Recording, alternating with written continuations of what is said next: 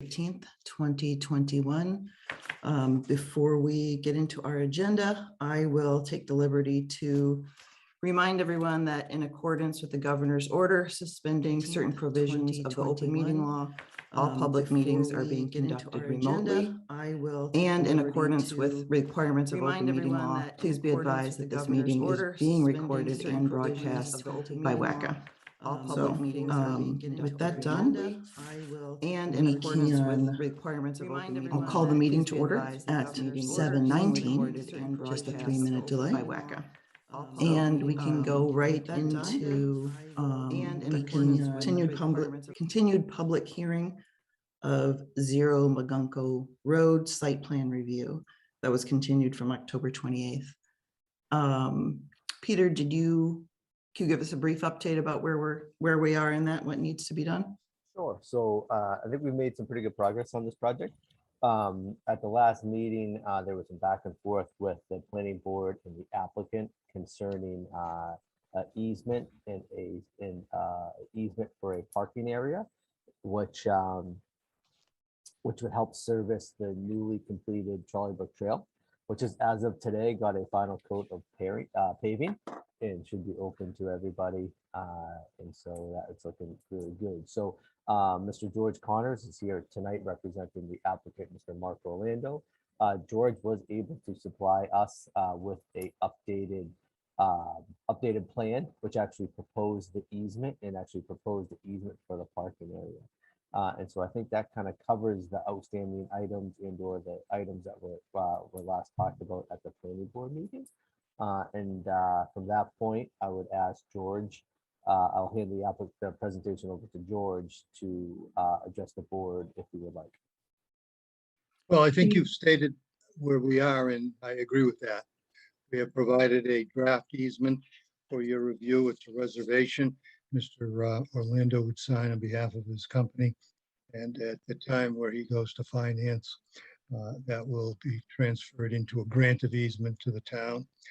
We have shown a plan with mathematics for the easement along the side, Magunko Road for a sidewalk, a second easement which overlaps that at the western end of the property, as discussed, for some parking area. That's about 40 feet by 66 feet. And then, of course, there was the original easement that was proposed on the 2016 approval, allowed for a sidewalk with the quiet zone work undertaken by the railroad. Mr. Orlando proposed pave that sidewalk, and 50-foot retaining wall is needed along that at the northern end of the property and construct that. I think that was the technical aspects of what was requested and our response. Peter, do you want to just bring that image up if you have it handy of the of Magunko, of the property and the easements? Yep, please hold there with me for a sec. I think I closed this out before I left the office today, so let me pull it back up.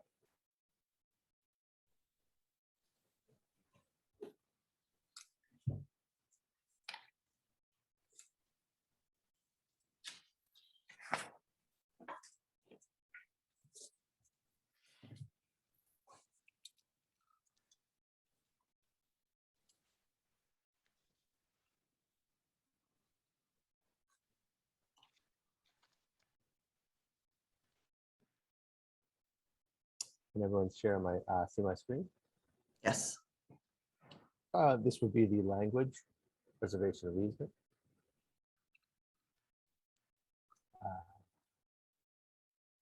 Continues on, proposed sidewalk use. And then most importantly, this would be the plan. I have to navigate.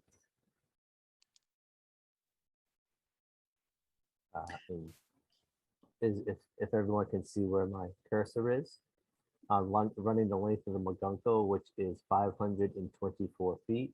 There is a proposed 10-foot wide easement for sidewalk purposes.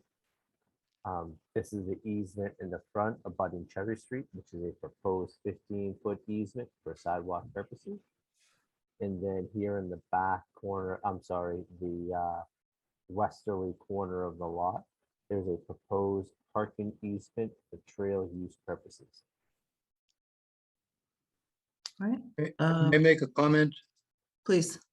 At that particular location, if you were to drive by there, you'd see there are a couple of vehicles generally parked there during the day for some operation nearby, I think. I think that would be for Stumpy's tree service. Perhaps, I'm not sure who it is, but they are using it. I actually parked there the other day, so. We proposed an easement. Okay. Does anyone have any questions for Mr. Connors?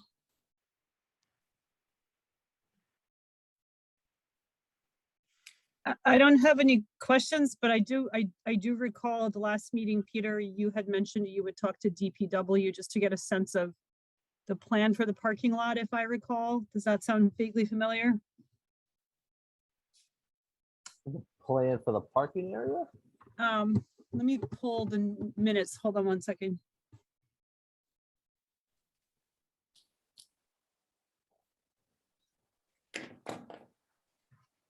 I have consulted the DPW about the sidewalk and the connection piece. Maybe that's what it was. I recall Yeah. something about that we needed a little bit more information about the parking layout from DPW. Parking layout is what the minutes show from October 14th. Okay. I think we the- were just thinking at the time that we wanted a better understanding of maybe it was safety concerns. I believe, Tricia, you may have raised this because the way the parking lot came, the easement on the parking came up was the idea of allowing people to maybe have some access when they're using the trail. And then I reviewed the minutes, but I don't remember the full reasoning, but in the minutes, it does say that Peter, you were going to connect with DPW. And I was just wondering if there's an update. The way I read the minutes or reviewed them is just to kind of make sure that our easement for the parking lot made sense relative to town plans or safety. And then there was also a note in the minutes about just general update on the town's plans, if you will, for the trail and how a potential sidewalk would work in that area. Because I think we were talking about a sidewalk easement as well, right? Yeah, well, this is a sidewalk easement, and I think it would run the length of McGunko that the town could build. And obviously, yes, the connection point would be across the street here at McGunko. Regarding the trail, I can tell you that today that they were putting in final final top coat of paving down on the trail, and tomorrow they just have to, we have a punch list. However, the trail is open and it's will be open for users. The benches have been put in along with the trail kiosks. I think I have talked to DPW about this. I think there was support from their side, on their end. And I think it's a good connection piece to the downtown, from from Memorial Drive along the trail to the downtown. I think everyone from the town side of things, or town's perspective, likes the idea of a sidewalk and a connection piece. And Peter, where's the entrance to the trail here? It's on the opposite of the road or on the side next to The the parking opposite, lot? it would be right around here. That's what I thought. Okay. Yeah, I think it's almost kind of right in this area.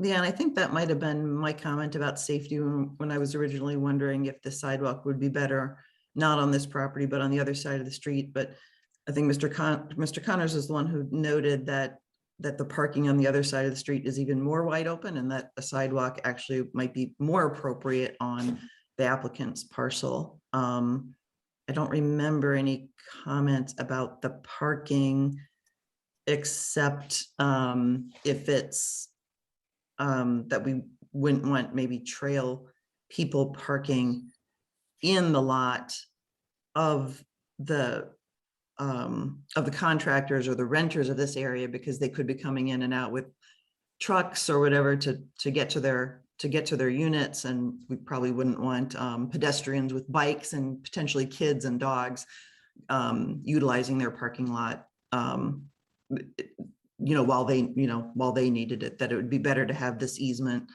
a separate parking lot to really separate those two kinds of traffic. So If I may make one final comment relative to it.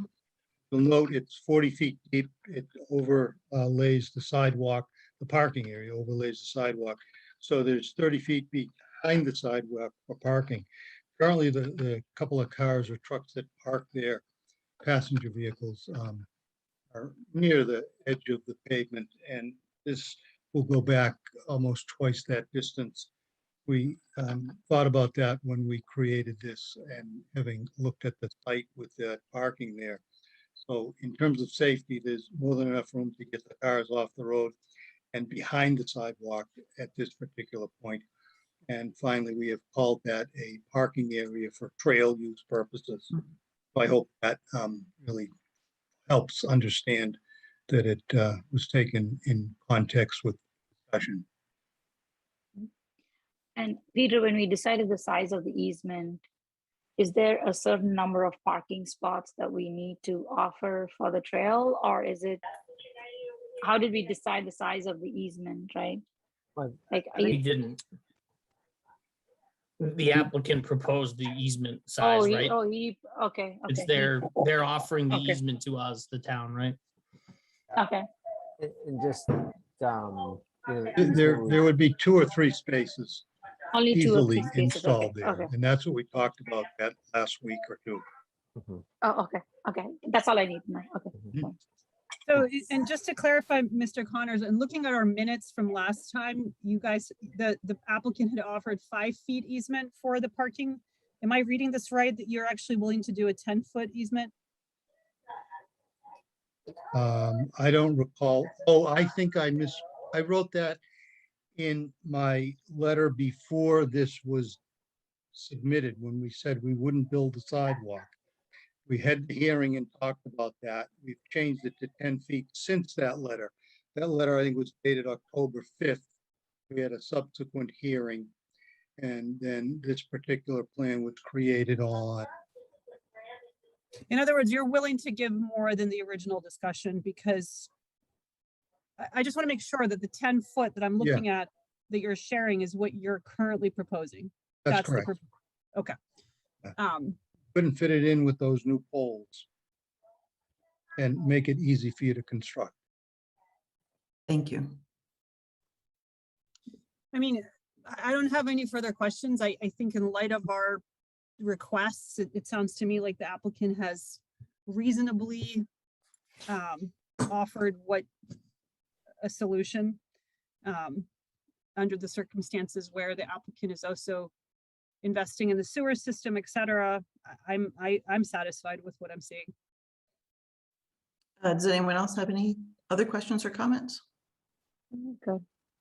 Yeah, for my part, I agree with Anna. I think the applicant is being a good neighbor to the trail and to traffic down Cherry, which is some pedestrian traffic with housing there. So I appreciate that. Peter, we don't have a draft decision tonight, so is what is the appropriate way for us to move forward? Do we take a vote tonight, or we wait until we get the draft decision? For this part, I really believe, I don't believe we'll have too many, we're gonna have any new information. Mhm. So tonight we can close the public hearing.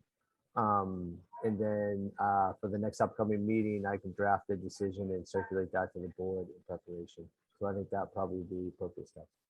So you would circulate the draft decision before our December meeting, and we can officially vote on it at the December meeting. Is that right?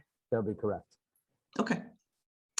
Then go ahead, Anna. Before we close the public comment, I do want to acknowledge that I believe we received one written public comment from Aaron Ladd, and I Mhm. did review that, and I just want to comment that I think to the best of our ability, in light of the applicant's efforts relative to the sewer system, I think we've addressed that particular concern, if you will, of the resident in providing the easement. So Yeah, I just I wanted to agree. Oh, that, I just wanted to acknowledge that written public comment and that we're addressing it, I think, reasonably. yeah, I think that's a good idea to acknowledge that. And that to also acknowledge that this is a site plan review and not a special permit process. So the applicant is, the standards are just different. And probably, I think this applicant has maybe even gone beyond what would be the normal give for a project like this. So I think it's appropriate that we move forward, and with the encouragement of the planning board, that we encourage the town of Ashland to get that sidewalk built, perhaps at the time of the project. So we can work on that. Is there, Peter, can we request that this be somehow, you mentioned there's some kind of streets report or safe routes to school document or something like that? Complete streets. Would Yeah, this this- be added? Would this be somehow added to it, this easement, to kind of inventory the town's easements, if you will, or the easements that are out there? Yeah, the- so so the town of Ashland is a complete streets community. And so therefore, the town has a report, and we have we're part of this Massachusetts state program. And because of that, it's allotted us to apply for grants for sidewalks, for, connection, last mile connections, road, to create safer ADA compliant handicap crossings and or ramps. And so I can say, Anna, and with experience with complete streets, that this would qualify for a grant application. So I think if the town of Ashland being proactive, we can move forward and start a design process and engineer the sidewalk. And then I think we can also, apply for grants to connect, downtown as really a connection piece between the new trail and in the downtown. Is there something procedurally that the planning board needs to do to kind of initiate that, or to make a report to the select board, or like, is there something procedurally that we do to sort of set that in motion? I think we can create. I can create a memorandum and we can vote on it at an upcoming meeting. Our complete streets manager is Evan White. He's the town engineer. Him and I work hand in hand together, and so I think if this is a priority of the board, I can spend some time and to try to help create that application process with Evan. And also the planning board, we have some sidewalk mitigation funds. And I can kind of talk further about that maybe at the upcoming retreat on Tuesday night. But that could be something that the planning board can vote to use some of those funds to create and design the sidewalk. A second. So do we need to kind of vote on that, or how do we kind of set that? What do we need to do procedurally? I think we can, not part of the motion in this actual hearing, but I think I think as an upcoming agenda item, we could, create a letter and submit that to the select board that we would like to see this happen, and then we can vote on it. Okay. So if there's nothing further, I will entertain a motion to close the public hearing for 0 Magunko Road site plan review. I hereby make a motion to close the public hearing for 0 Magunka Road. second that. And a roll call vote.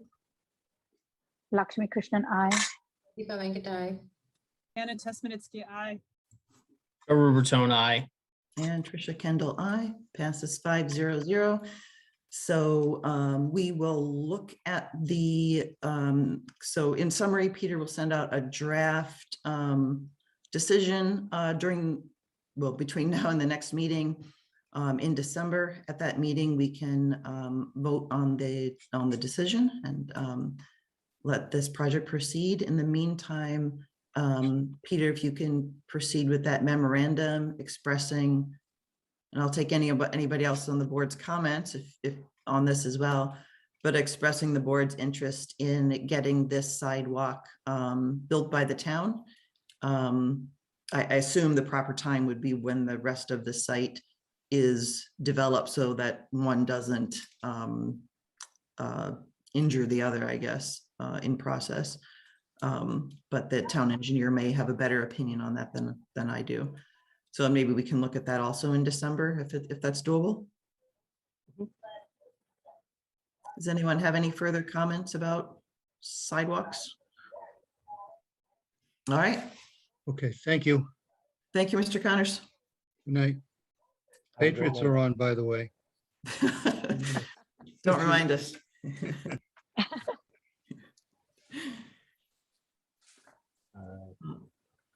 All right, so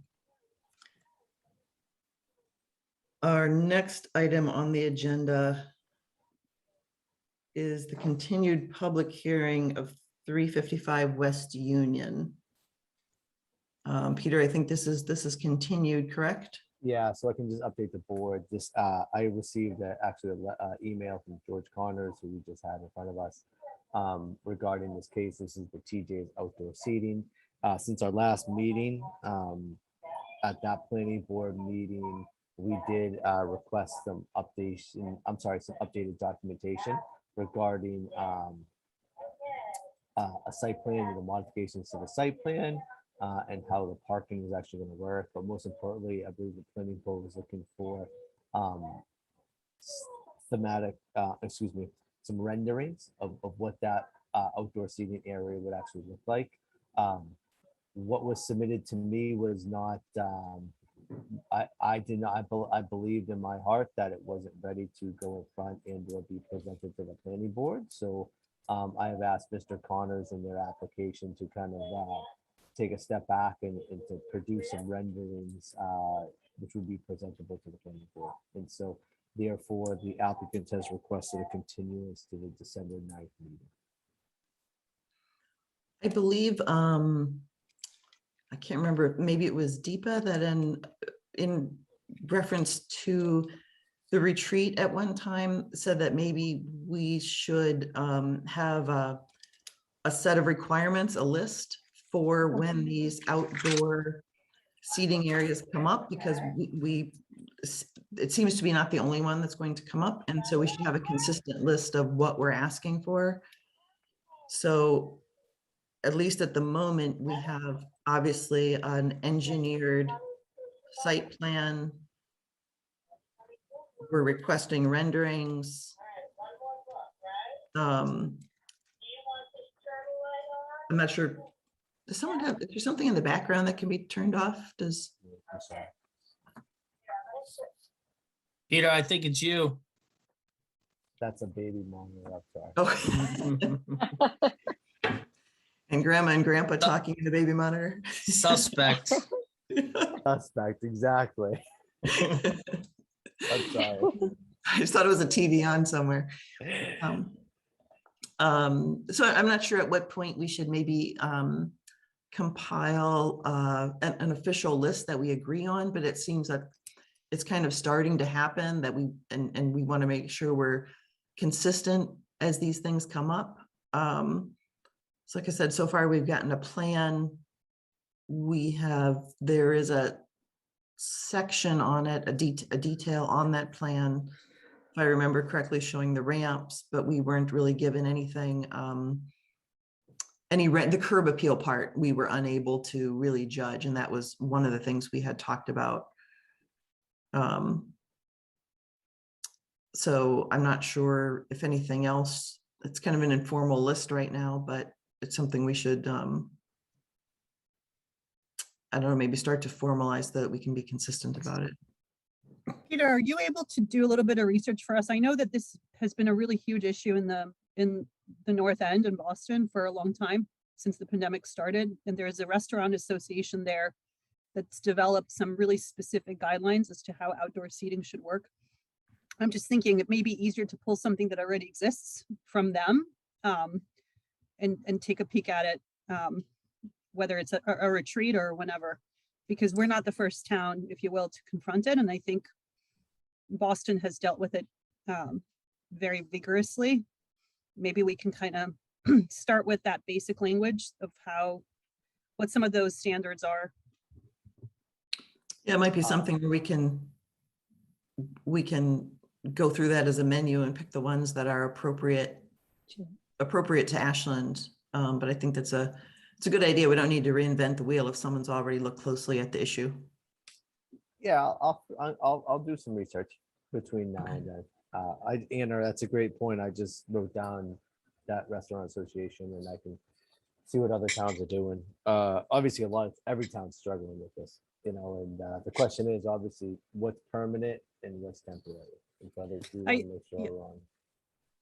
I have a friend who owns a restaurant in the North End, and I know it's quite developed there as far as the restaurant community, if you will. So they've kind of internally developed some standards, and it may just be a good potential resource to think about. Yeah, I lived there for a number of years. I'm trying to think about where do they put the restaurants? Right on the sidewalk. The sidewalks are so narrow, at least where I live. But anyway, I'm sure that they have found, and that there are open spaces as well. But I think they've got some thought about sort of like appearance, right? Like you were mentioning, Trisha, that we're kind of new to it in Ashland as to what the proper design element is outside. And it may be Ashland specific, but something tells me that what we like to look at the North End is probably not that far from what we like to see here, as far as kind of basics, right? Yeah, it's kind of about what we expect them to provide so that we can determine if it's up to the right standards. What I don't want is for the first project is to set the bar too low and then demand that other projects follow a higher bar. I don't think that would be fair. So, and we're at the beginning of winter, so there's not a lot of these going through. I mean, I don't feel like it has to be something that it's rushed. I feel like we should do it right. So it's also more from the stormwater management and what kind of permeable surfaces are getting affected on a long term. Unlike Boston, where they're using probably, like as Anna said, sidewalks and parking lots. I think here by and out in suburbs, we have that responsibility towards how we are utilizing that land and making sure that permeability is not affected on the long run. That's another case, another point. So. The TJ's layout itself is very unique, right? That whole parking lot opens up in the, I know we talked about this, so more thought and design needs to go into it before they decide where the permanent seating, outdoor seating needs to be, right? But then where's the parking going to be, and how is the entrance and exit going to be for parking, right? So that more thought needs to go. Yeah, I think as we talked about before, if this was a brand new restaurant, we would expect them to provide a certain amount of more detailed illustration to really paint a picture for us about what this would be. And I feel that it has to be consistent with new restaurants and existing restaurants, that we have the same set of standards. So. Okay. Great. Thanks, Peter. All right. To item. We'll just vote on that motion to continue. I'm sorry. Oh, okay. Yes, sorry. Can I have a motion to continue 355 West Union site plan review to December 9th? I'll make a motion to continue 355 West Union Street site review to December 9th. I second that. And roll call vote. Lakshmi Krishnan, aye. Deepa Venkatai. Anna Tesmanitsky, aye. Or Raton, aye. And Trisha Kendall, aye. Passes 500. So our next item is, unless I'm looking at the old agenda, is continued A&R for 100 to 130 Chestnut Street. And I think this is still on, right? And because it is now withdrawn, is that right, Peter? Correct. And so just to give everyone notification, the applicant, the Faffer company, FER Building, they had submitted a letter, and I believe I circulated that letter withdrawing the A&R for 100 to 130 Chestnut Street. This is something that I've been working on with Town Council Lisa Mead, going back and forth with the FAFA company regarding square footage in the lot configuration. And so what was being proposed did not meet the criteria of the bylaws. And so therefore, the FAFA company has submitted the letter to formally withdraw that application, I would say. Regarding the next step of what the other open project is with the town of Ashland, which would be phase 7 Village of the Americas, which is 100 Chestnut Street, which is owned and operated by Baystone Development. Not to get into details because they're not on the agenda. How this affects them has not been kind of brought to the forefront. However, but that's, since they're not on the agenda tonight, I don't think we should kind of have any conversations about that particular development, but just regarding this A&R plan, how it was submitted, it did not meet the qualifications, and therefore I believe they're going to take it back into council and to look at it and to, you know, try to work the numbers and try to kind of come up with a better plan before we submit it. But I think this is the best approach to take to kind of remove this. This would formally remove this from the agenda as an agenda item at any upcoming meetings until they formally kind of submit in the application. And what's the process by which we do that? Is that something we need to vote on, or is it's just ended? Nope, it's a motion, so we would just take a motion to formally accept the letter to withdraw. I have a copy of it in front of me, and if you would like me to share it on my screen, I am happy to do so. Sure. I'll pull it up if you give me a second. I'm sorry.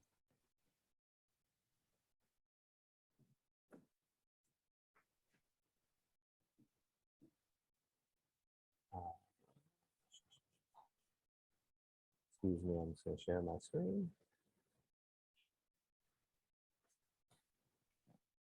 Can everyone see the letter? Yes. Yes. Okay, so this letter was obviously submitted by email on November 15th. It was also filed with the town clerk on November 15th. And to read formally, since dear planning board members, at this time, the applicant of 100 to 130 Chestnut Street, approval not required plan endorsement, Ashland Chestnut Realty LLC and Bellingham Residential number 2 Realty LLC respectfully request withdrawal without prejudice. Its application referenced above.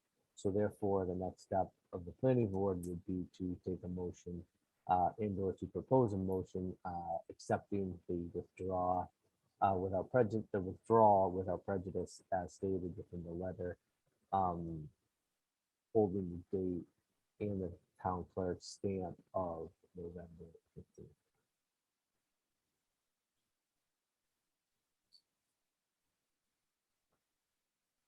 So Peter, go ahead, Tricia, sorry. No, I was just going to ask maybe a question Peter's already answered, is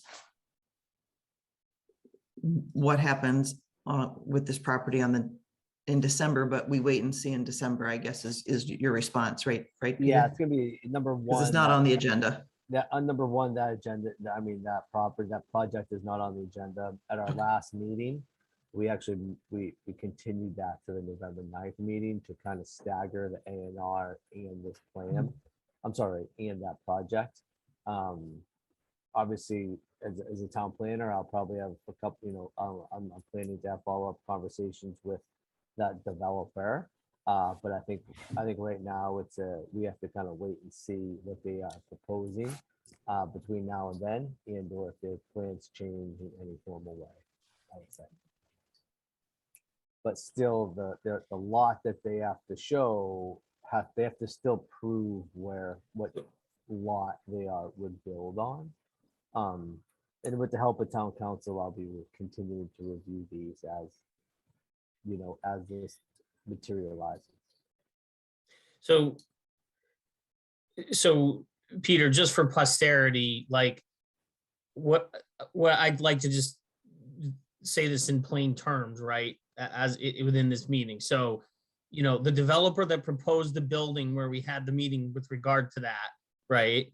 Like that project and building was contingent upon the person who owns the land presently, Fafford, submitting an A&R that meets the town's, you know, bylaws and the zoning covenant requirements. that's been Yep. executed, right? So the developer can't do that building unless Fafford could produce an A&R that meets the requirements. That they were unable to do that at this point of time and have chosen to remove their A&R application using this letter, right? So, Correct.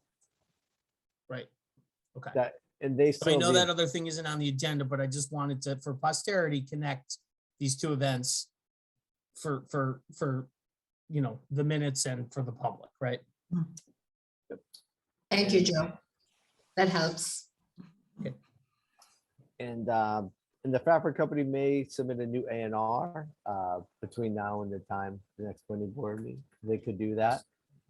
Based on development could, you know, come back with a new plan. They could continue, you know, they could try to, you know, it's really, the ball's almost in their court per se. And we'll have to kind of wait and see a little bit.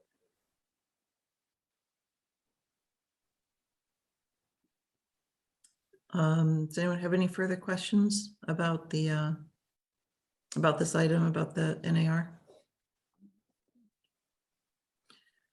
Does anyone want to take a crack at the motion?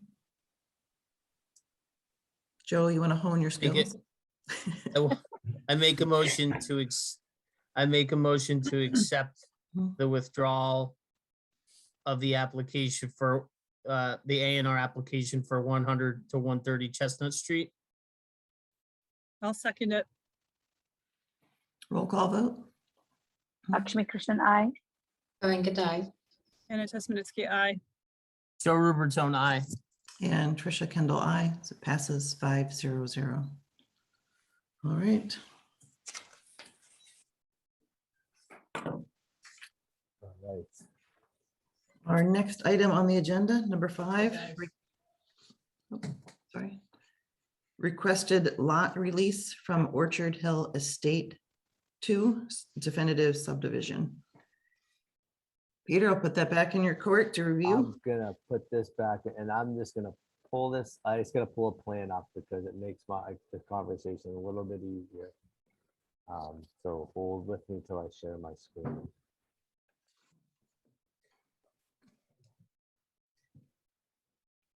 I know the Patriots are on, so I'm trying to.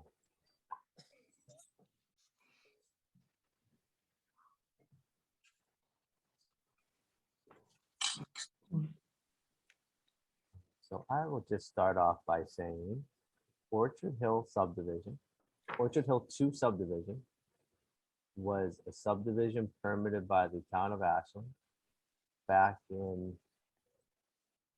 1998. Excuse me, 1 minute. I gotta find it.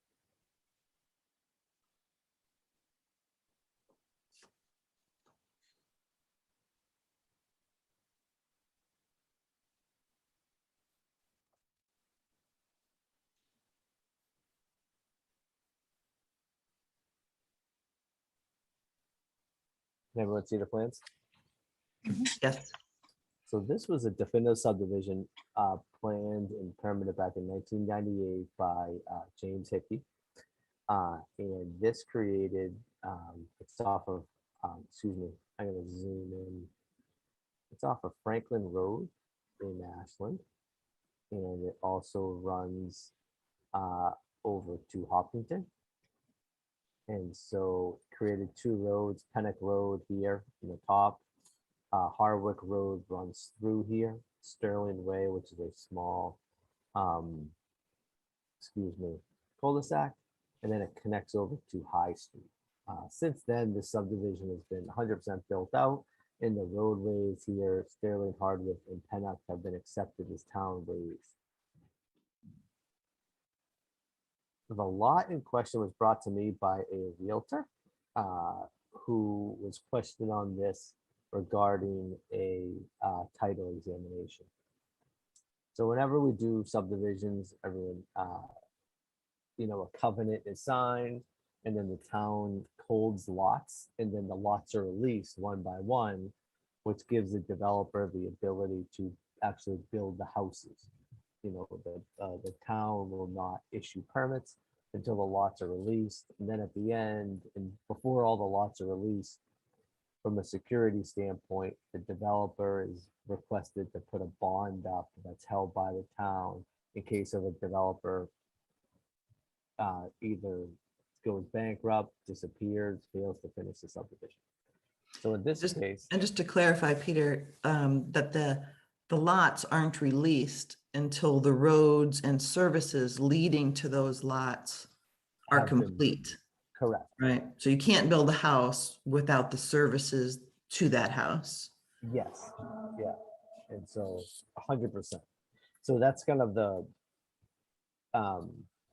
course of how we get through and permit subdivisions. After permitting, how it kind of works with the development of a building and then a roadway acceptance, which is going to be our next agenda item. However, this is a funky one, and I say that in the terms of, can everyone see my cursor? It says lot Mhm. lot 1A. Well, this lot is actually in the town of Hopkinton. And you can see the lot line in the town boundary runs here, follow my cursor, and then it comes around through here. The land in question is right where my cursor is. It's almost a small handle, kind of a panhandle, which actually has a small bit of frontage along Hardwick Road. So lot 1A was never released from the covenant, which is actually owned by the town of Ashland. However, this lot is in Hopkinton, and actually there's a brand new house on it in Hopkinton. The lot release in question tonight is only in regards to this little piece of land, that panhandle, which actually sits in the town of Ashland. And so a title examiner contacted the town of Ashland, myself, and asked why was lot 1A never released from the overall covenant of the subdivision. Now, my response to them was, it doesn't really matter in my eyes because the roads have been completed, built, and accepted by the town of Ashland. But the title examiner requested that the planning board take into consideration, from a legal standpoint, the covenant, which still exists, and is asking the planning board tonight to release the covenant in relationship to lot 1A. I support the planning board doing this. I've done this in many times. And so therefore, I would support the planning board voting to release lot 1A from the Orchard Hill Estate, 2 within the subdivision covenant, which I could therefore lend off, and then this lot theoretically in Hopkinton would have clear title. I'm sorry that was a lot, but I know this one. I just want to explain it in a little bit more detail. Does anybody Is there, have any Peter, is there questions? some kind of, I mean, so all the services are there, it's been built. Was this sort of an oversight? Like how does this happen, if you will? Like, just so we understand the mechanics of it. I think from a mechanical standpoint, Anna, I would say this lot, because it was lot 1A and it was actually in the town of Hopkinton, the planning board never felt that it needed to release this lot or it was within the covenant. And so therefore, we have found lot releases for all the other lots, which actually have buildable houses within the town of Ashland. I just think from a mechanical standpoint, lot 1A was never listed on a lot release due to the mere fact that it was a small piece of property that was actually that's in the town of Ashland. The piece of property that's called out in Ashland is really, there's no lot called out and that's actually sits in Ashland, the chunk in the 92, the chunk of land that actually makes up this lot, which is over 58,000 square feet, actually sits in the town of Holliston. And so therefore, I think that was the oversight. I don't think that there was any, I think it was just the piece of land that Ashland did not have a desired lot. Hopkins number and Planning assigned. Board should release it. This is That's the okay. goal. I'm sorry. Was Don't that take the bait. It's okay. okay? And my only other question is, I noticed this is the largest lot. And it's also the closest to the gas easement. Do we have a sense of what this particular little piece will be used for, that we're releasing? It's the access to the lot, isn't Access it? to the road. No, yeah. the access get- to the lot is off of Franklin Road. Oh, Oh, it's off of Franklin Road. So I'm just kind of curious, what are we releasing out of Ashland here? Or what will Well- it be used for? Do we know? No, there's nothing to be used. Okay. We're so just this is- releasing it from a covenant, which was held by the town to make sure that the roadways were built to subdivision standards. And I guess asked a different way, it sounds like a technicality that somebody overlooked, that's sort of a legal thing to catch up to, but there's got to be some reason somebody is looking at it, right? So do we not know what the proposed use is at all? Well, there's actually a brand new house on lot 1A. Okay, so that new house, is the realtor somebody who represents that new home? Is that what's going on? Yeah, so so that how there's a brand new house on that lot. It's in the town of Hopkinton. The realtors, when they did their title examination, when that land transferred, they found this Understood. glitch, I would say. Got it.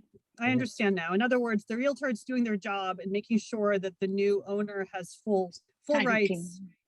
and everything is clean on the deed. I understand now. I'm just trying to figure out what is this piece of, if the entrance is from the other side, what led to this request? And if it's something that, because it's an Ashland property, we should be concerned about. So based on what I'm hearing, I have no issue with this. And Anna, you hit the nail on the head. It is an attorney that's doing their job, doing a thorough title examination and finding that there is this small issue in trying to fix that property. They're trying to fix the clear title to the property. And Peter, for lot 20, did we have to go to Hopkinton to get the covenant release because it's on both Ashland and Hopkinton? Or no, it's still, No, because the covenant only took into consideration the roadway and all. oh, of the roadway, road- okay. And the Mm. covenants that cut to protect the town to make sure that the developer builds the roadway Okay, to the subdivision standards. And so the Okay. town of Holliston doesn't have a covenant with this development because no roadway Oh, touches the okay. part of Holliston. So does that Okay, mean that the gotcha. services for that house come in through Ashland? Is that right? I believe, no, the services for that house would come in through Hopkinton. Interesting. that's it, like, yeah, wow, Yeah. okay. It raises the question about why that little tail was put there in 1998 or whatever it was. But I don't know why it was. I'm 99% sure, Trisha. I can check on to make sure the services are coming through Franklin Road. It may be correct. Maybe you're right because of a gas easement in the front. Maybe services are coming through that lot. I don't know. I mean, there's got to be a reason that that's relevant to the property, and it's probably, it's the biggest property with the gas easement through it. So if I was buying that chunk of land, I probably want a way to assure that there's an entrance both ways. It's legally mine and fully clean on the deed. So it seems like a reasonable thing for those attorneys to want to clean it up for the landowner in light of where that easement is. Yeah, I can do some due diligence to talk about, to see about the services. But I can tell you that the house actually fronts on Franklin Road. Yeah, I mean, I'm not sure it matters for the release of for the release. It's just, obviously the title needs to be clear. I'm curious as to, in the original planning, why the little tail was put there. But if it's just a matter of curiosity and it does not matter for our purposes, then I don't think the planning board needs to spend our time or your time dwelling on it. So, just out of curiosity. So, is that, does it matter from the Ashland's perspective where the services are coming from Ashland or Franklin Road? No. I do not believe so. And I would think that if that owner decides to use the Hardwick Road as a road of access, would we have any specific objection to that? Even though, I mean, they probably have their entrance on the other side, but nothing should be stopping them from exiting from Hardwick Road, right? Or using that, creating an access. Do they have to come back to Ashland to get permission for it?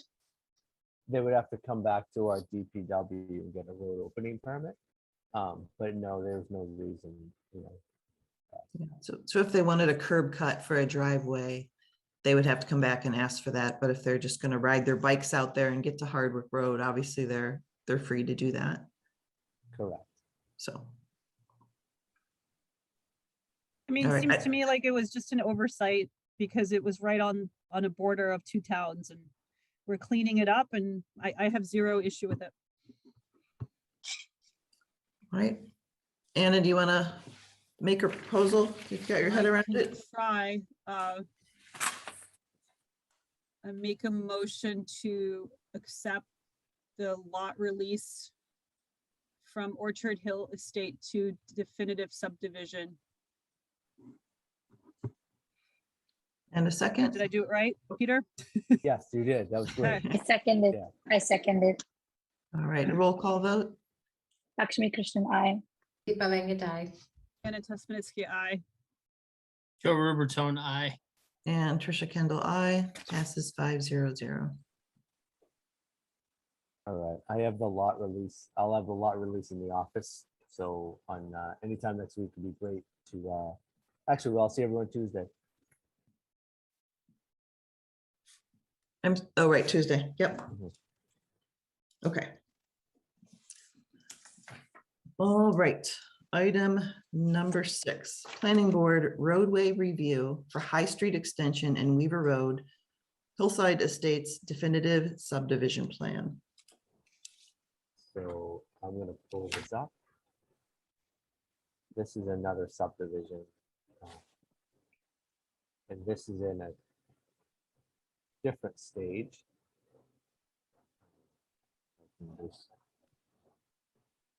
That is called Hillside Estates.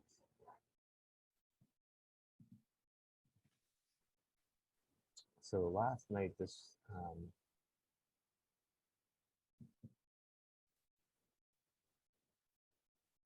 typically the planning board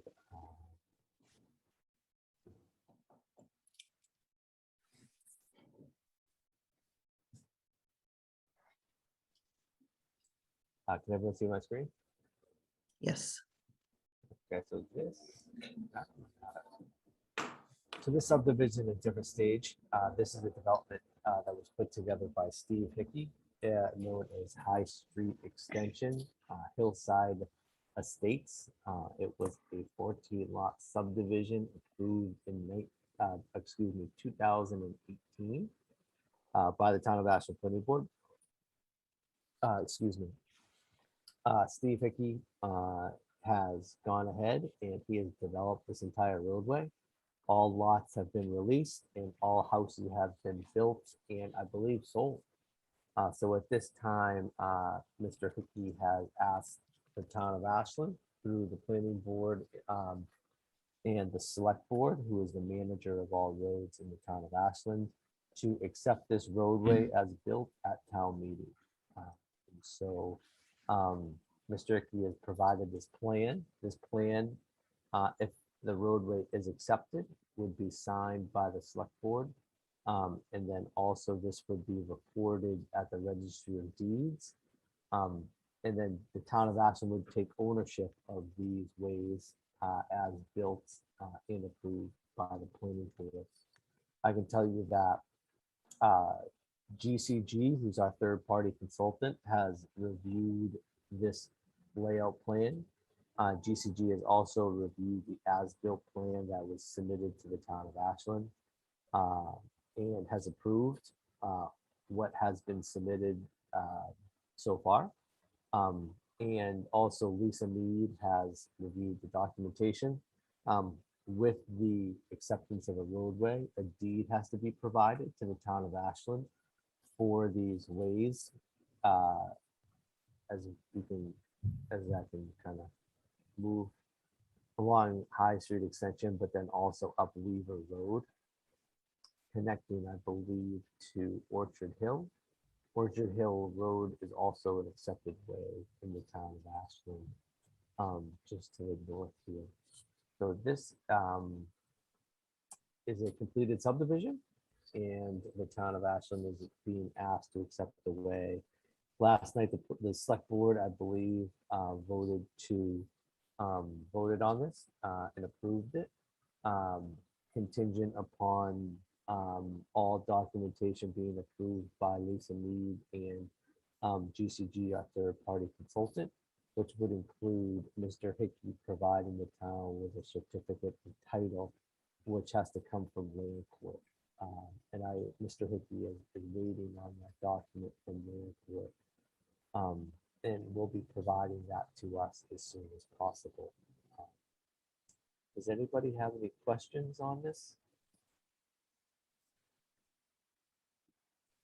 So, Peter, just so go ahead. go ahead, Lakshmi. Now, this is just for self-educational. So usually before the road goes to like the Board of Selectmen and the Planning Board, it's reviewed by DPW, checked for a drain, like the stormwater drain and everything else, right? So it's checked before. Is there some kind of report that we get? This is just my own education. So yes, we, the town, get reports from GCG as they Okay, do. okay. Yeah, so as our third-party consultant goes out and, approves all the work within the roadway, they submit reports to us, to make sure the curbing is installed correctly, to make sure the drainage basins are installed correctly. When the asphalt goes down, they're on site taking compaction tests of the actual asphalt. And so all those things, yes, are reported back to the town. Okay. Does that answer your question? Yes, it does. Okay. So basically they're verifying that they have verified all through the process and are verifying at the end that the road is a good quality road made to the correct standards so that Ashland can accept the road and we now own a road in good condition. Correct. Right. And really that's the basis of the subdivision regulations are really speak to the development of a quality roadway. And with that,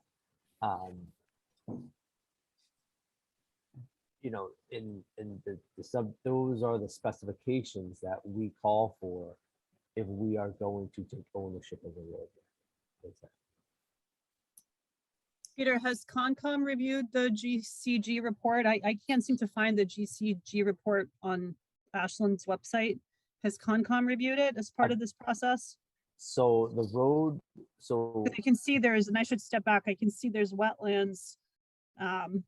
there's wetlands in the back, yes. Yep.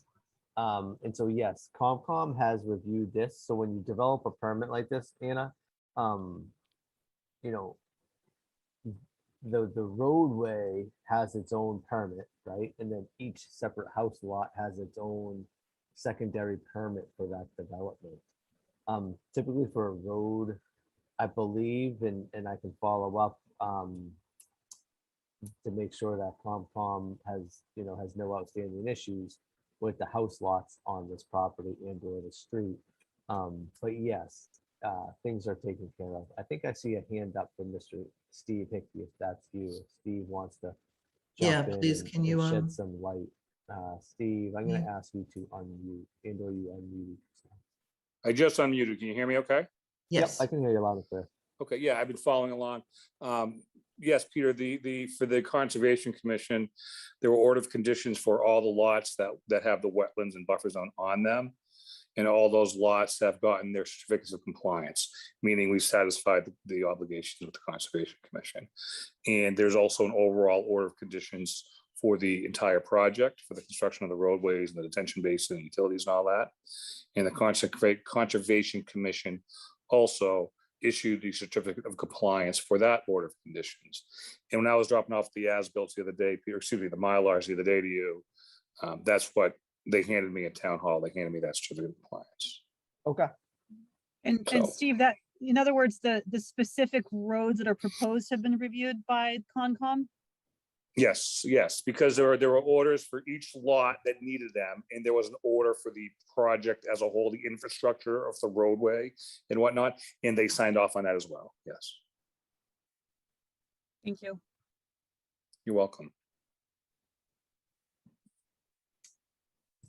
So in this case, the planning board is this is just an agenda item. It's not a public hearing. The planning board, you know, usually typically would take a, you know, vote on a road acceptance request to either support and or to not support. In this case, Mr. Hickey has complied with the Concom, has complied with the development of the roadway to a high quality, which has been checked off upon and or inspected by third-party consultants. And so at this point, pending that certificate of title, which I know Steve is working on, I see no reason to not support this at this time. So my position on this is you know, it sounds like there's been quite a thorough process, and I'm comfortable with it as is, and we're approving something that's been reviewed multiple times.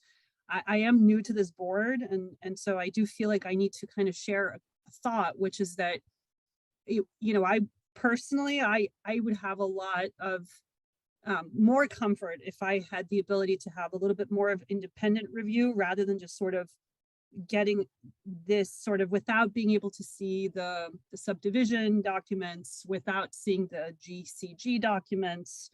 I do have some concerns about sort of our independence as a board, where we're sort of deliver this with this kind of blessing of, hey, everybody else has looked at these documents, it's been cleared, it's time for you guys to just kind of prove it.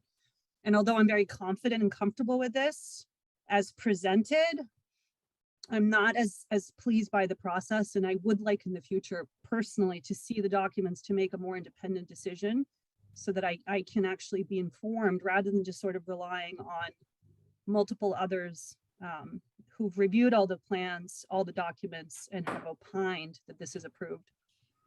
So the GCG is our third-party reviewer, right? So they work for us. So you're just saying, Anna, we have a third-party reviewer, we have an independent third-party reviewer, but you would like to be able to see their notes yourself to see what the engineers are looking at and what they're reviewing. I think we have a statutory duty as a planning board to actually review these documents and make our own independent decisions, rather than being told that everything has been cleared elsewhere.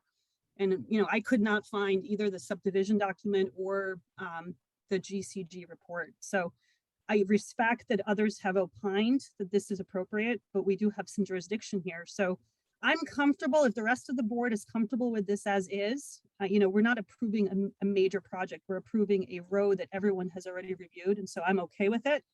But I want to kind of express a concern that I am a little troubled by the process where we're sort of delivered this document without any of the supporting documentation. And we're essentially being told, listen, everybody else is okay with it. You should be too. I don't think that's necessarily just to Ken, I don't think that's necessarily what people are saying. I think it's just that, you know, and I agree that we can, it'd be good, just like we did with the Minda School, to have the third-party review document available where we can take a look at it and ask any questions that we might have. But I think it's important too, that it's just a matter of, that it's not a matter of wanting to blindly correct things, but just that there's an expertise here that obviously no one on the board has. That doesn't mean anyone on the board may not have a question that comes out in order to understand that project better. So, so yeah, I think that in the future, it would be good to have the kind of the complete documentation for our own learning curve to understand and ask any questions that we have. But I don't have any questions about the expertise that we are relying on. Steve, do you have another comment, question? And I want to be clear that my commentary is not about Steve's application. It's about Oh, I understand.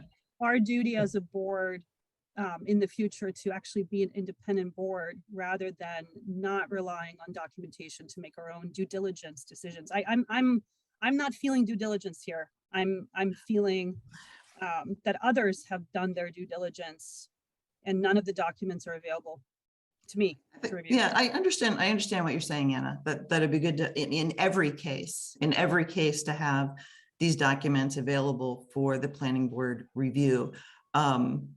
I think my question has, when you talk about an independent review, and to differentiate that from our third party advisors who are an independent review working for us and have an expertise that no one on our current planning board has.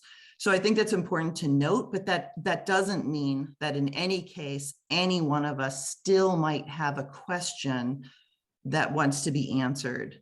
So I think I understand where you're coming from with that it's a process thing, not directed at this project.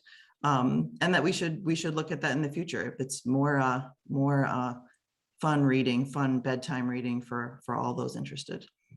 I second Anna's approach as well. To me, when I started to listen to this, it's like, what are we doing here right now? That was my first gut reaction.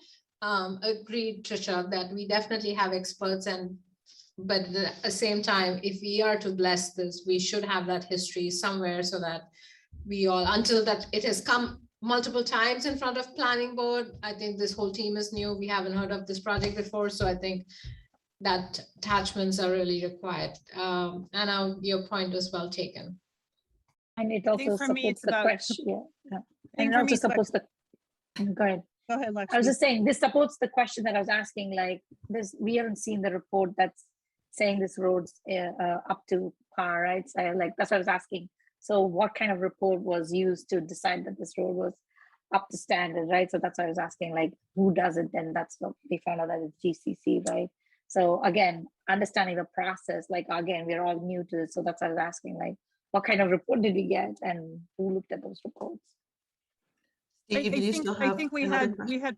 we had projects recently, like the school project, where more than one person on this board was concerned about process. And to me, this is it reminds me a little bit of some of the challenges, if you will. And I think it's about taking responsibility as a board and building capacity for what we are as a board, which is that we have a duty to review these documents rather than simply relying upon others. And we do have a different statutory role than the select board does, or town council, or even GCG, which is a technical third party, and not necessarily a statutory party. Steve, did you have another comment you wanted to make? No, I just had, I'm sorry, you say Steve? Yes. No, I'm all set. I had my hand inadvertently raised. Okay. And I want to be clear that this is in no way a reflection of the applicant's application. And like I said from the very beginning, I approve this fully. I'm simply stating a process concern for the future. We can do better.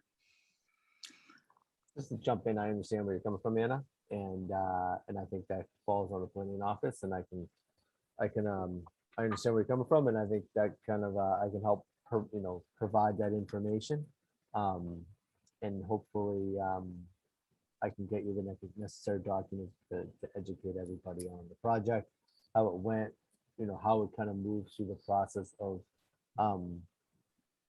inspections by the town, and then obviously kind of final sign off and stuff. So, Yeah, and I think part of where I'm coming from too is I'm looking at the dates, right? This is to be presented December 2nd, which is right around the corner. So by the time it makes it to us, it feels like we're an afterthought. So somebody at some point thought about the process, right? Must have thought about the process and the timing of this for town meeting. And to throw it to the planning board so close to town meeting, I think is we can do better as a town. And it's not about you, Peter. I think you're reacting to the prior capacity of this board. And as a new member, I want to make sure we build that capacity so that in the future we do better. yeah, understood. All right, I will entertain a motion to accept. Oh, how do we word this, Peter? Accept the Street? It's actually the street layout plan as provided.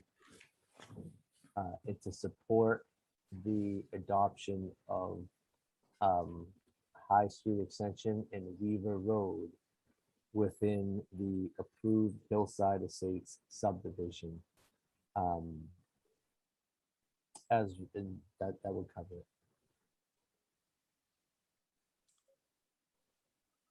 it. I'm sorry. No, that's a long motion. Okay, I would say to make a motion to approve the street layout plan as provided from the developer for High Street Extension in Weaver Road as permitted within the Hillside Estates definitive subdivision. I will accept that as the motion. Can I do that? Or do we have to Yes. restate it? Nope, you can accept it. I'm accepting the motion as Peter has stated. Do I have a second? I can second that. All right, I will take a roll call vote. Lakshmi Krishnan, I. Deepa Venkatai. Anna Tesmanitsky, aye. Joe Rubertone, aye. And Trisha Kendall, aye. So that passes 5-0-0. All right, we are at 8:30. thank you, Mr. Hickey. Thank you very much. Appreciate it. We are at kind of the end of our agenda items. I'm not sure, actually, there were two agendas sent out, and I'm not sure which. I have one in front of me. I see Ash from the Sustainability Committee is online. Is he scheduled for 8:30 or 8:45, Peter? 8:30. Okay. Yep. Okay, so we can just go ahead right in line. Yeah, I actually agenda that I'm looking at, I have 8:30. Did I post the wrong agenda? No, I think I had printed out an earlier one because it doesn't have the second set of meeting minutes listed. Okay, And so I didn't know if we had listed Ash on the most recent agenda as 8:45 or at 8:30, and I don't have it in front of me, so. okay. I have But him it at sounds like he is 8:30, right on time. and I see. Yeah, we had a another lot of- forum that just ended. Thank you. Okay, I did invite my friends from the Sustainability Committee. So you pretty much have most of the Sustainability Committee actually on with you guys right now.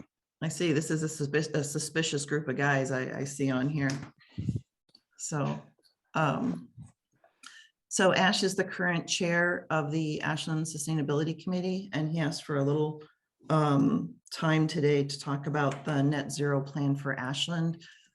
And what part of that, I'll let you take over from here, Ash, to explain what part of that is going to come up at town meeting and why you wanted to introduce it to us. Yeah, thank you, Trisha. So we hope to introduce the plan at a very, very high level at town meeting. But what we're really pushing for in town meeting, there is a resolution that's part of the warrant articles right now that calls for decarbonization of buildings in the state of Massachusetts. And that's the bit that's actually going to come up. In some ways, it's actually a precursor to the plan, but we consider it an essential first step to achieving net zero in 2040. And the resolution itself primarily focuses on asking the state to meet its own legally binding obligations, right? The state already has legally binding obligations to meet 85% emissions reduction by 2050.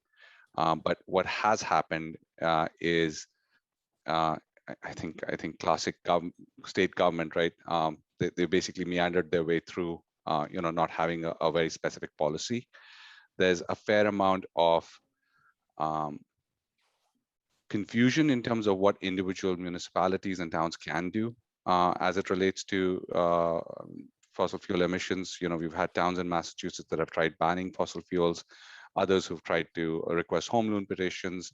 And what we're really looking for is give us guidance, pass laws that effectively clarifies the landscape, and then really pushes for the Board of Buildings to solidify their work on the stretch code, clarify rules, right? So really the resolution's really focused on asking the state to take certain pieces of action so that we can then follow through and take actions on our own.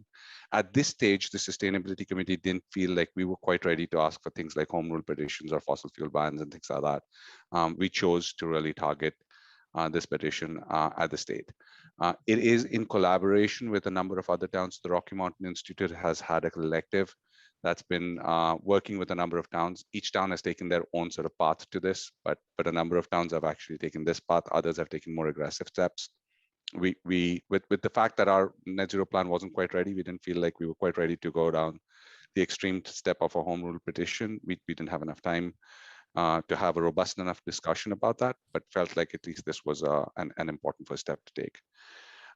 Apart from that, we will be introducing concepts around the net zero plan, but we also want to start engaging with groups like the planning board to really start fleshing out the plan. So I wanted to spend at least a few minutes today giving you guys a flavor for what the plan looks like. I think Peter had mentioned to me that a number of you have at least seen it, viewed it. I know, Tricia, we took you through it as well.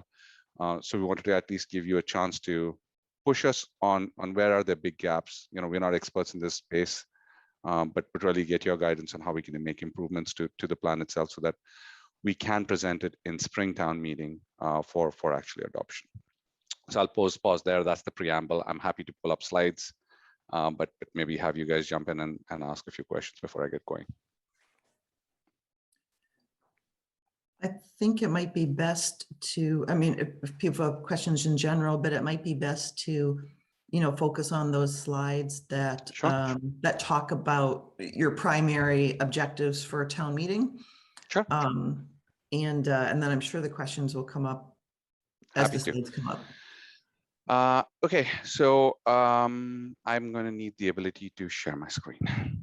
Yes, Ash, I will make you a co-host. Sorry. Okay, you are all set. Thank you.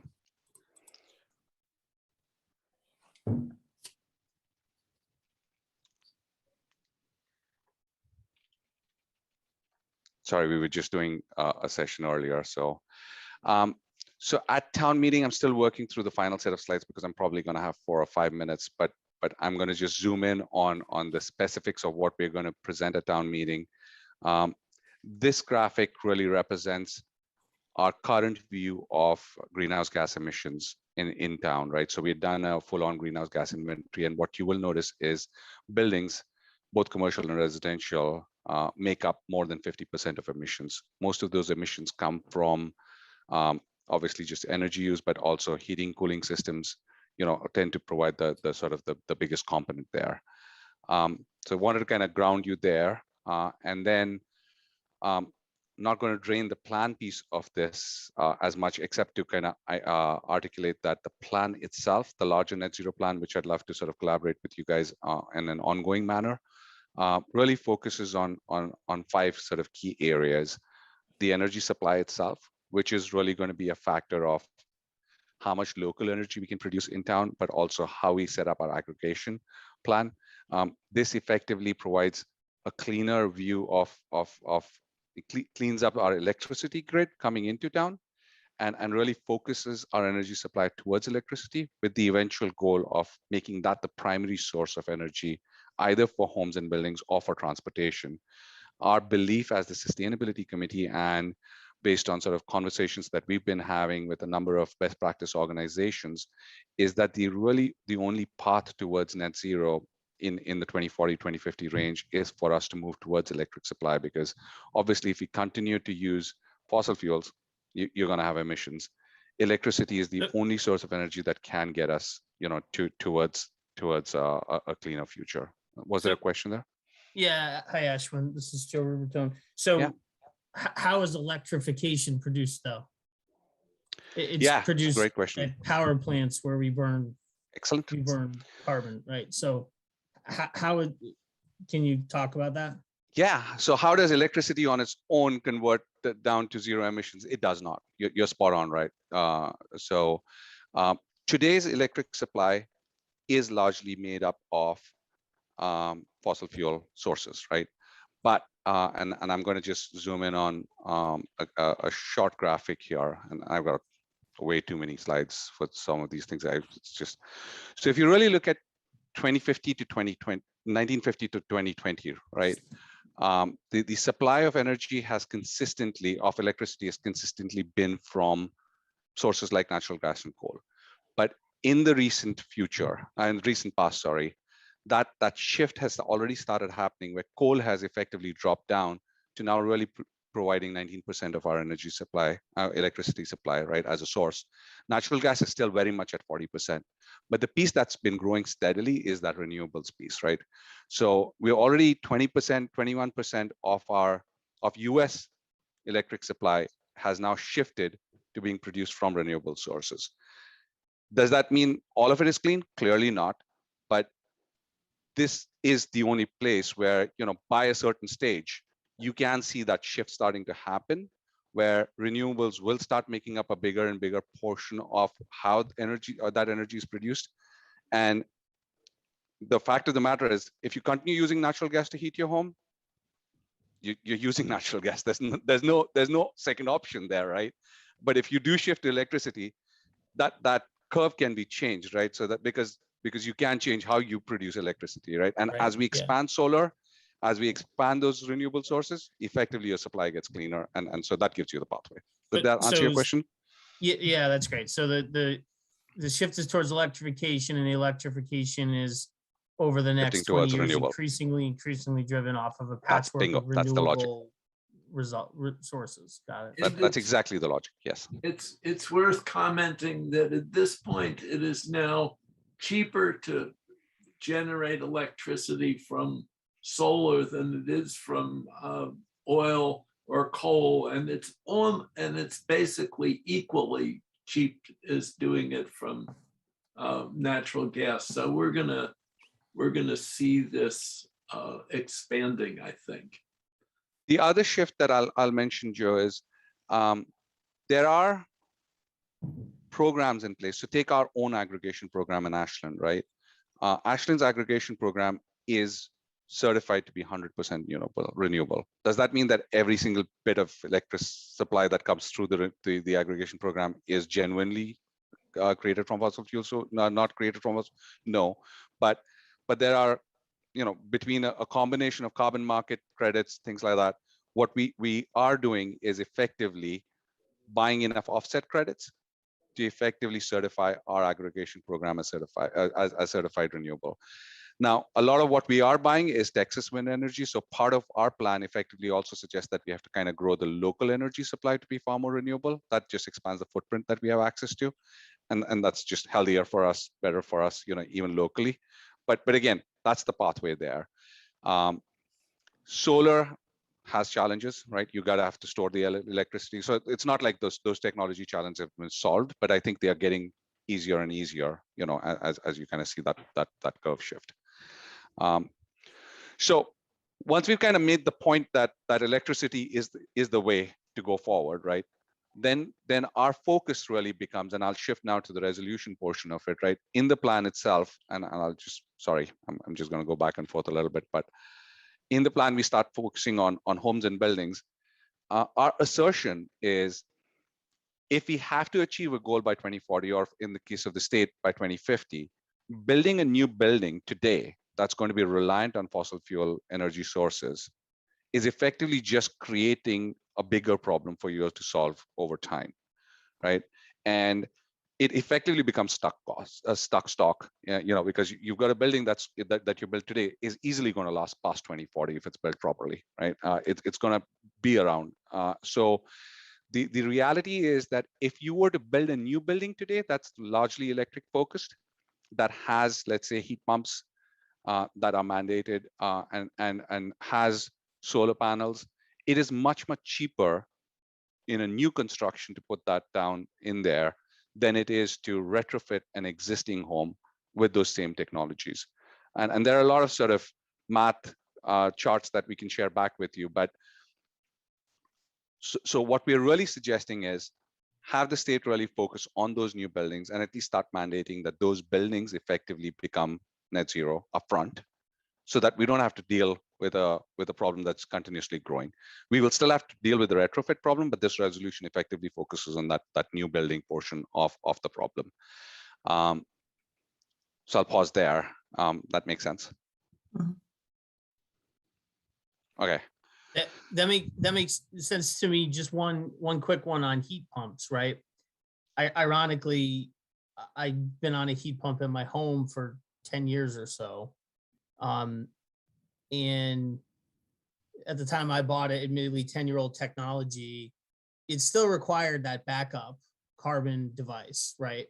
So is there a belief that heat pumps are going to kind of get to a place where regardless of temperatures here, we can do that without a backup carbon heat source? Whether It's already there. You can have heat pumps that'll generate heat at -15.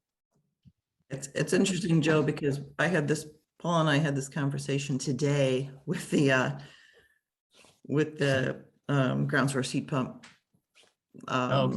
company that is currently doing the program in Ashland, and we asked them that exact question, and they don't put in backup systems. They're very confident in their heat pump system. So it's funny. It's funny timing.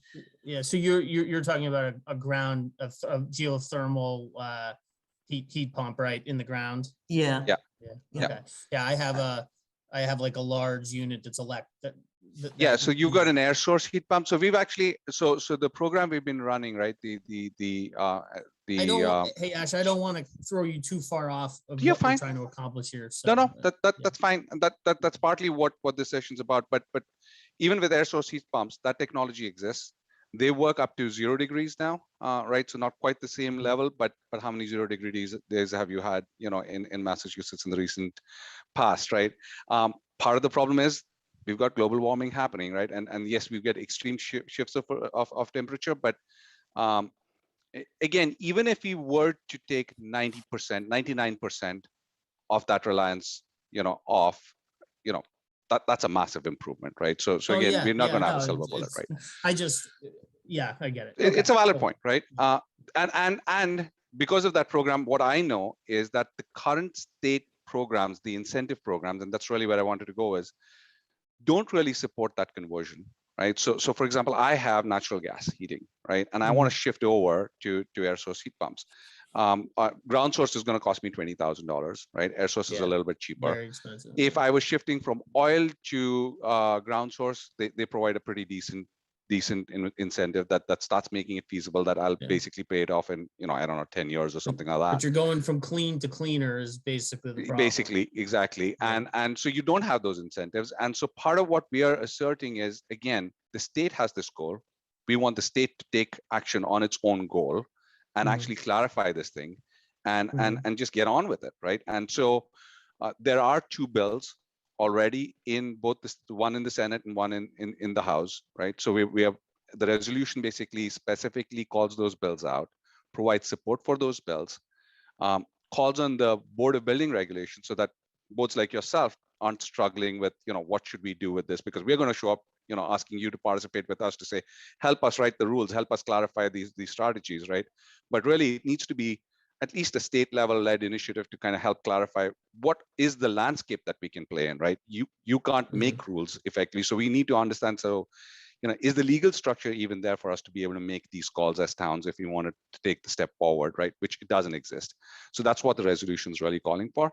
And then the final piece of the resolution really focuses on social justice and economic justice communities that says, just as a municipality, it's really hard for us as a smaller town to be able to make sure that, these technologies, that we have enough of a cushion there so that someone who's maybe not in the same level, is able to make that transition, make that a state-led program. There is access to greater funds. That's the right way to do it.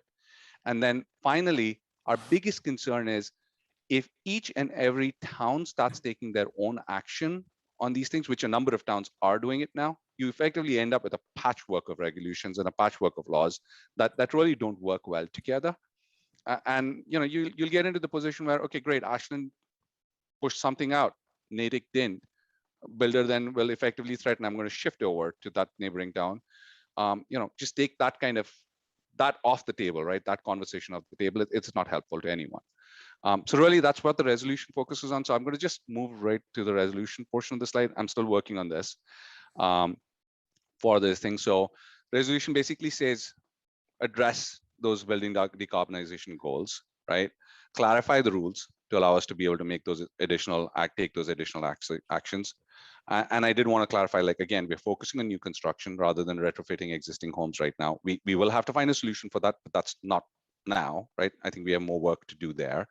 And, we were asked the question of, are you talking about banning fossil fuels? No, we're not yet, right? I don't think we're ready as a town to be able to do that, but I think we ought to at least be taking this minimal action to really push the state, to move things over. So I'll pause there. Again, that's the point of the resolution.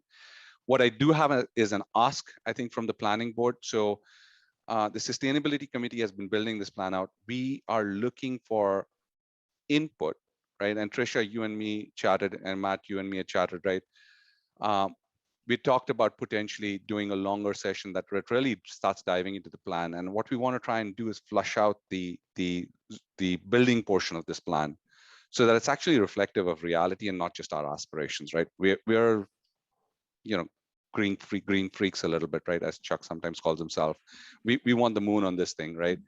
We need that little bit of dose of, what's practical, what's not, what are the things that we need to focus on, and really make this a plan that can be effective and realistic and will make sense for Ashland and not just be driven by one lens, which is ours, but rather sort of incorporates your expertise and your views and the things that you're going to have to deal with if a plan like this was adopted. So pause there again. So you're talking about like over time, that this is a relationship that we start to work on, Yes. as a planning board, as a regulating board for the town. How do we start to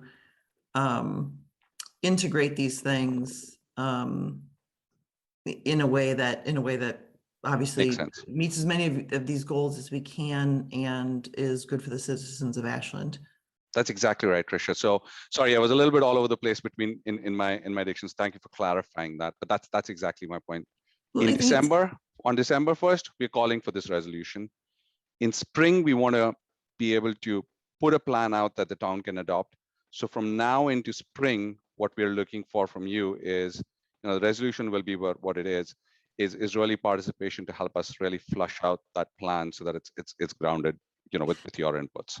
So two things the first thing is the resolution that you're going to present at town meeting, is this a resolution that is circulating in many communities and it's about adding Ashland to that resolution? Right. Okay. It is. Each community is taking their own stance on it. Some communities have basically taken the step of saying, I'm going to go ask for home rule petition to put my own rules there. Others have said, we're going to try and ban fossil fuels, and fight the state on this, right? But others have taken our path, which is push the state to take the action. So, but this isn't just us. This is a pretty wide movement. Yes. Okay. Then my second thing is more of a comment that this is something Anna will probably want to weigh in on, that we're just starting to talk about how to get a up-to-date comprehensive plan in Ashland. Mm-hmm. And this is obviously a topic that would be greatly amiss, obviously, to not to consider, to leave out of a comprehensive plan or is that discussion process. So, and that would be obviously just a very beginning stages that we're starting to talk about that, and that would be the best. Having discussions from the very beginning is always the best way to have them. So I totally agree, right? So for us, right, as I kind of will, obviously we've done some work, right? So apart from the resolution, right, as it relates to buildings, right, we'd love for you to be incorporating things like requiring large buildings to start to report energy use. How are they using energy? Where are they using energy? Putting in the systems when they're building to collect that kind of data so that they can then analyze it and actually make plans on how to reduce. Electrification of new buildings, which we talked about. Go ahead. What's a proposal for what a large building is in the context of Ashland? Great question. So Matt's been doing a ton of research, and this is exactly the kind of specificity that you guys will force us to get to, right? Because we'll be a little ethereal otherwise, and why I want your participation. But I think Matt, if you are on still, I think we were looking at, was it 3,000 square foot? I think we've got a spreadsheet somewhere that starts nailing that down a little bit, right? Do you remember off the top of your head? Other towns were maybe doing 5 to 10,000. 5 to 10,000. But it's really, it's one of those things. We kind of went through this with the inclusive housing plan. It's looking at what can the town tolerate. What is the appropriate fit for the town in terms of these, whether it's incentives or other things that we might do. And we are not the experts in this for sure. We definitely want to consult with you on this. Yeah, not to get, there's plenty of time for the details, so I'll stop. But yeah, just, there's lots there for sure as you start to wade into this. There's probably houses that are residential structures that could get into the zone if you go too low. So yeah. Like RMI suggested to us that every multifamily home, like the average multifamily home, should be part of this. We're not sure that that's the right answer for Ashland, frankly, right? That's probably the ideal state. Yeah. Well, where we were focusing was that 5 to 10,000 range. Like, is that the right thing? Don't know for sure, but that's the conversation. That's exactly it, right? So that specificity is what we want to try and get to. But I think the key thing from our point of view is you guys know how to do this and we don't. We're very good at coming up with, broad ideas about what would be helpful, but I don't think anybody on our committee knows the details of what the planning possibilities are and how we can do this. And so we really need you. I don't think we can do this without you. So I'm looking at this slide, Chuck, and I'm enthused because, as Tricia said, it excites me personally in the sense that I absolutely think we need to start thinking about a comprehensive plan, and we need to build capacity to that, and to have another board such as sustainability be interested in planning to this detail absolutely delights me. And this particular slide shows me that you've thought it through as far as the extent of stakeholders that need to be involved to kind of get the planning piece moving. And looking at the comprehensive plan statute, sustainability is all over the place, whether it's the goals and visions of a community or natural and cultural resources or open space, it's everywhere. So if we wanted to do a comprehensive plan, we would not be able to do it without you, and you would not be able to do this without us. So I think you've nailed a really key partnership that absolutely gets me enthusiastic. The one thing that kind of gives me pause is the home rule issue on one of your first slides. So essentially with this particular proposal, which I certainly support, you're putting pressure on the state to generate regulations and rules that will allow us as a community to function in partnership with other communities for consistency. Because as you said, we don't want one community to do its thing and for another community to do something different, in which case you're not really making any changes because developers will just move from one area to the next, right? If Ashland suddenly says, you can never cut a tree, guess what the developers are going to do? They're going to go to Framingham and cut some trees, right? So ultimately, it all kind of, evens out unless you have a state mandate. On top of it, funding becomes a state issue, right? So Exactly. I see where you're going with it. However, all that being said, certain actions are a must for Ashland if the state fails to act, if this is a priority for us as a community. So, I want to make sure we don't give up certain powers we have per home rule, if you will, and that we fully grasp as a partner, the planning board and sustainability commission board, as to what rights do we have per home rule, because there are certain things we absolutely can do. And as you know, and I'm not by no means an expert in home rule, and I think it would be helpful perhaps for Peter to help us as a board catch up to this. But I would be curious to kind of inventory sustainable powers, if you will, that we have under home rule in Ashland to do ourselves without the state, so that we fully grasp our capacity. So not only are we asking the state to do its job, but we don't fail to do ours and fill the gaps while the state doesn't act. And, I'd be curious to hear your thoughts on that. I'd love for you to present this material rather than me, because you encapsulated a lot of my thoughts very, very crisply and clearly in a very short duration. And I'm not just sucking up to you because I loved it. I really did. But what we're not, the reason why I put the line, this is not a petition for home rule, is because this specific resolution is not. Because there is specific steps that some of our sister communities have taken, where they basically said we do want to go down the path of saying no fossil fuels, no natural gas, and for that to happen in today's world, effectively you have to make a petition for home rules so that you actually have the ability to make those laws. That hasn't been particularly successful, so we just felt that it was too early in our cycle for us to be approaching that topic. At no point are we suggesting that we'd give up on that ability. If anything, if the state doesn't take action, I think we personally would love to partner with you, others in town, and actually push for home rules so that we can actually take those actions. We just don't think it's effective to do it as a town on our own. Is your contemplation of banning fossil fuels like you're going to ban gas stations? Like, is that? No, it is very much focused on natural gas. And in the beginning, it's natural gas in new buildings, right? It's going back to rationally saying, if I'm building a new building, I don't want it dependent on fossil fuel because I'm just going to have a bigger problem to solve. That's really where we're coming from. It's even, and remind me, Matt, the town that, sorry, I'm blanking, it's late in the day. Brookline, thank you.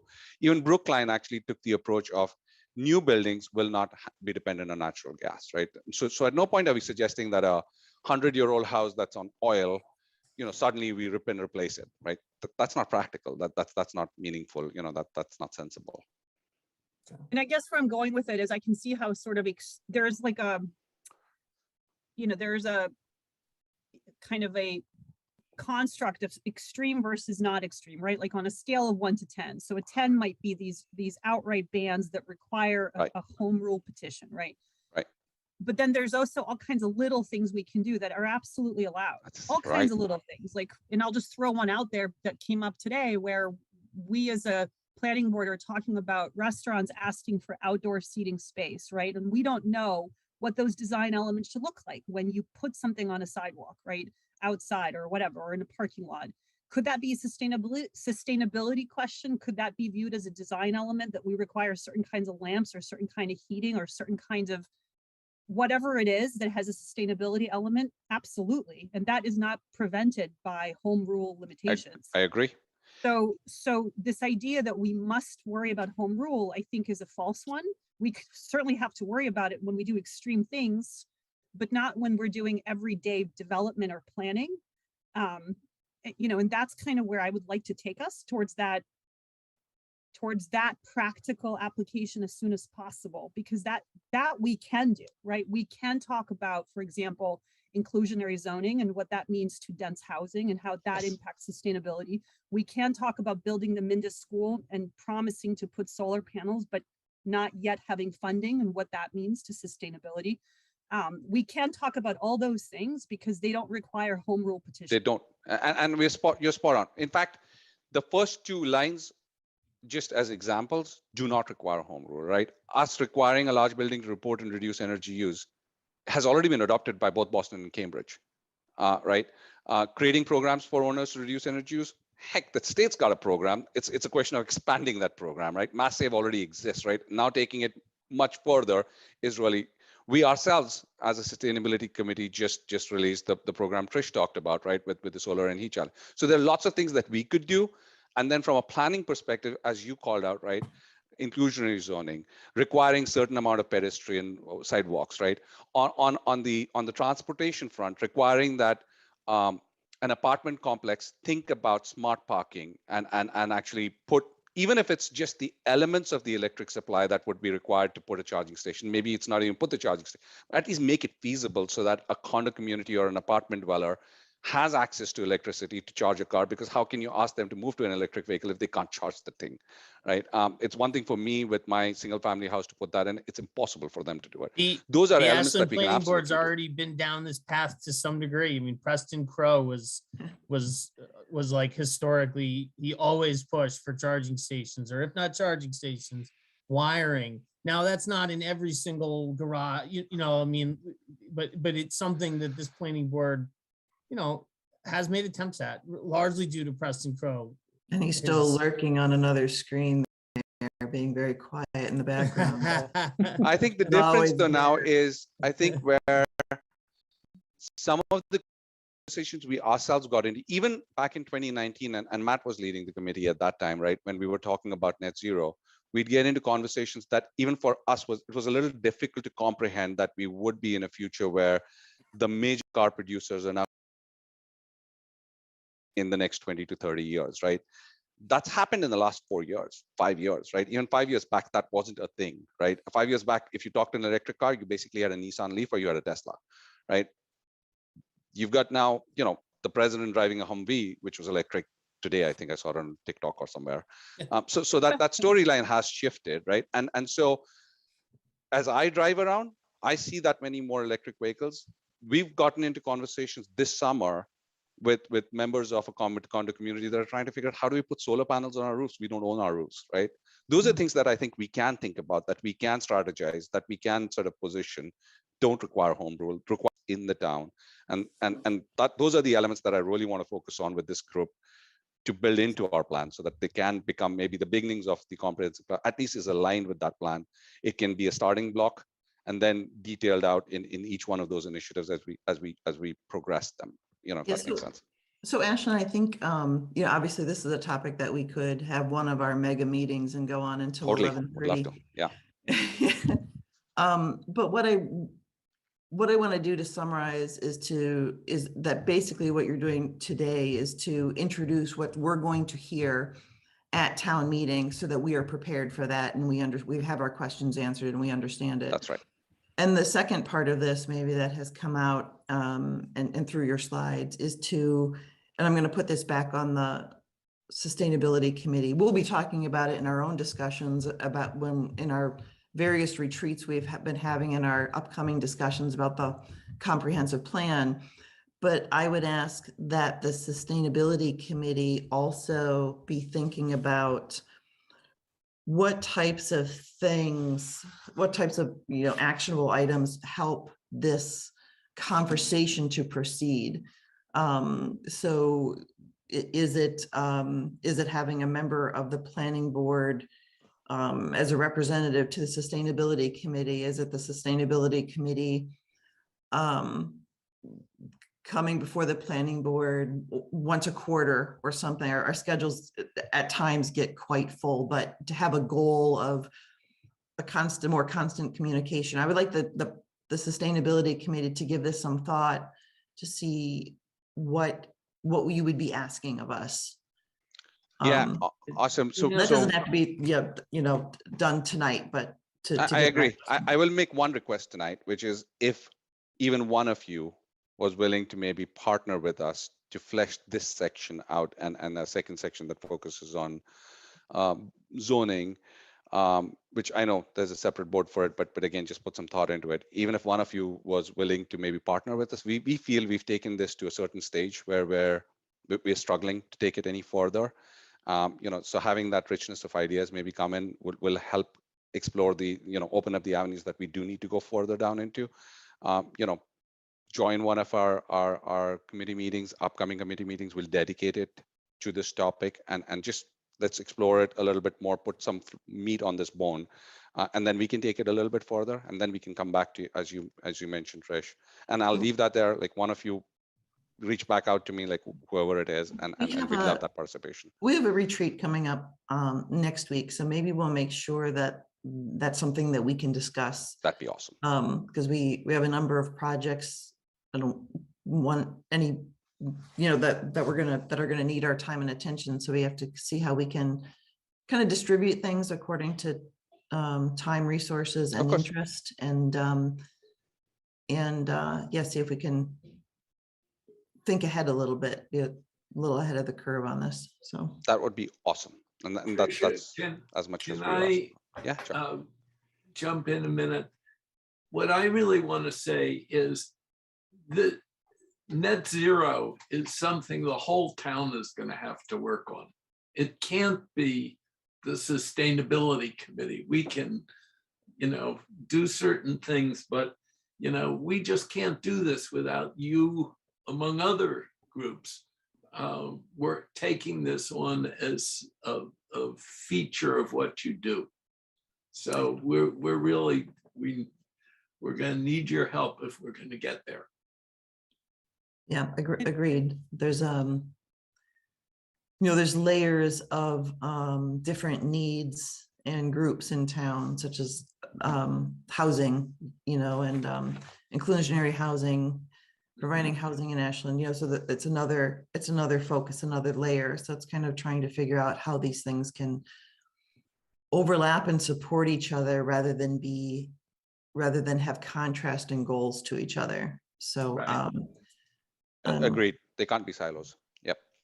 So and I mean, this is the beauty of any kind of comprehensive planning, right? So I think you've come to the right place and you're making the right demand, which is that this is squarely within our jurisdiction to think about, and without the planning board, it will not work.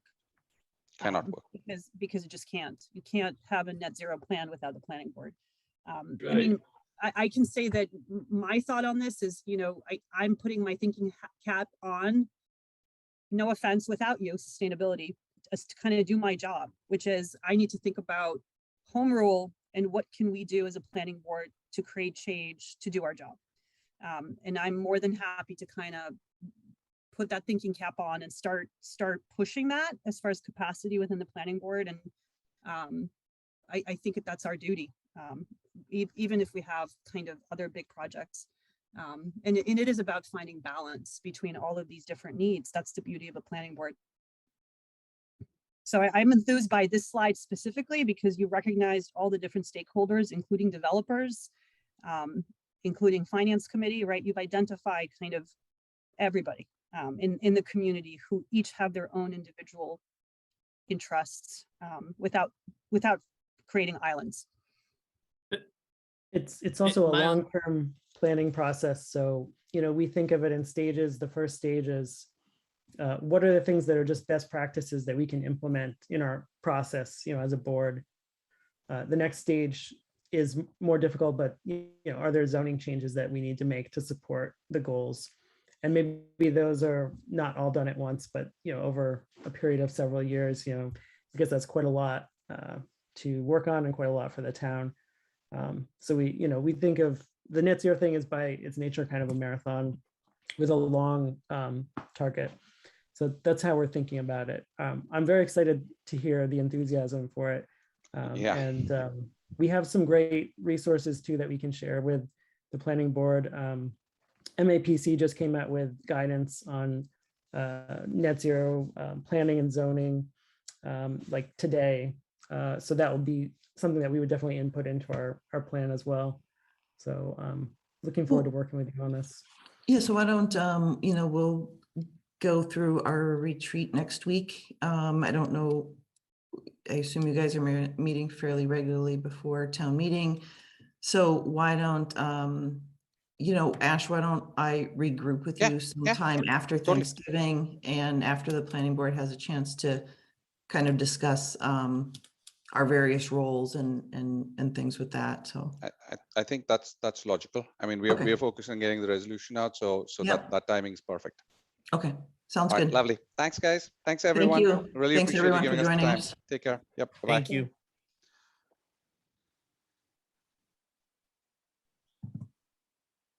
Stop sharing. All right. That was good. That's kind of a blending of my worlds a little bit, but Just to finish up, I had a conversation with the Matt Zedek, who is the sustainability. He's the part-time sustainability manager over at Holliston, and this heat pump program is moving along fairly well in Ashland, I would say. So, we literally had a conversation with the firm about it this afternoon. Like, so it was, yeah, it just was very strange timing. So, yeah, and actually it's funny because actually Matt Zedek, Frank, and I think everyone knew Frank Narkashian has moved on. oh, is that where he is? No, Frank is actually with the town of Waltham. Oh, So okay. Frank became a principal planner in Waltham, and actually the sustainability manager position is actually open in Ashland. And so we're just starting to interview. And so that position is open, and obviously Frank helps staff that committee, but Frank is really spearheads, the heat pump program, the solar program, the green communities. And I can tell you the green communities report was filed today. And actually it's due tomorrow, so I will say got it in early. But those are just good things. It's good stuff, you know what I mean? Yeah. It's just kind of one of those projects. So, but Matt Zedek is going over because they're starting to put heat signs. They put signs up in front of houses that actually have this program, and so it's all coming together. I would say. I'm sorry. No, it's good to know. It's a very I don't know, it's uplifting to be talking about such things. So all right, so We ever have minutes. exciting meeting minutes. We are looking at a first September 23rd. I reviewed both and I have no changes to either one.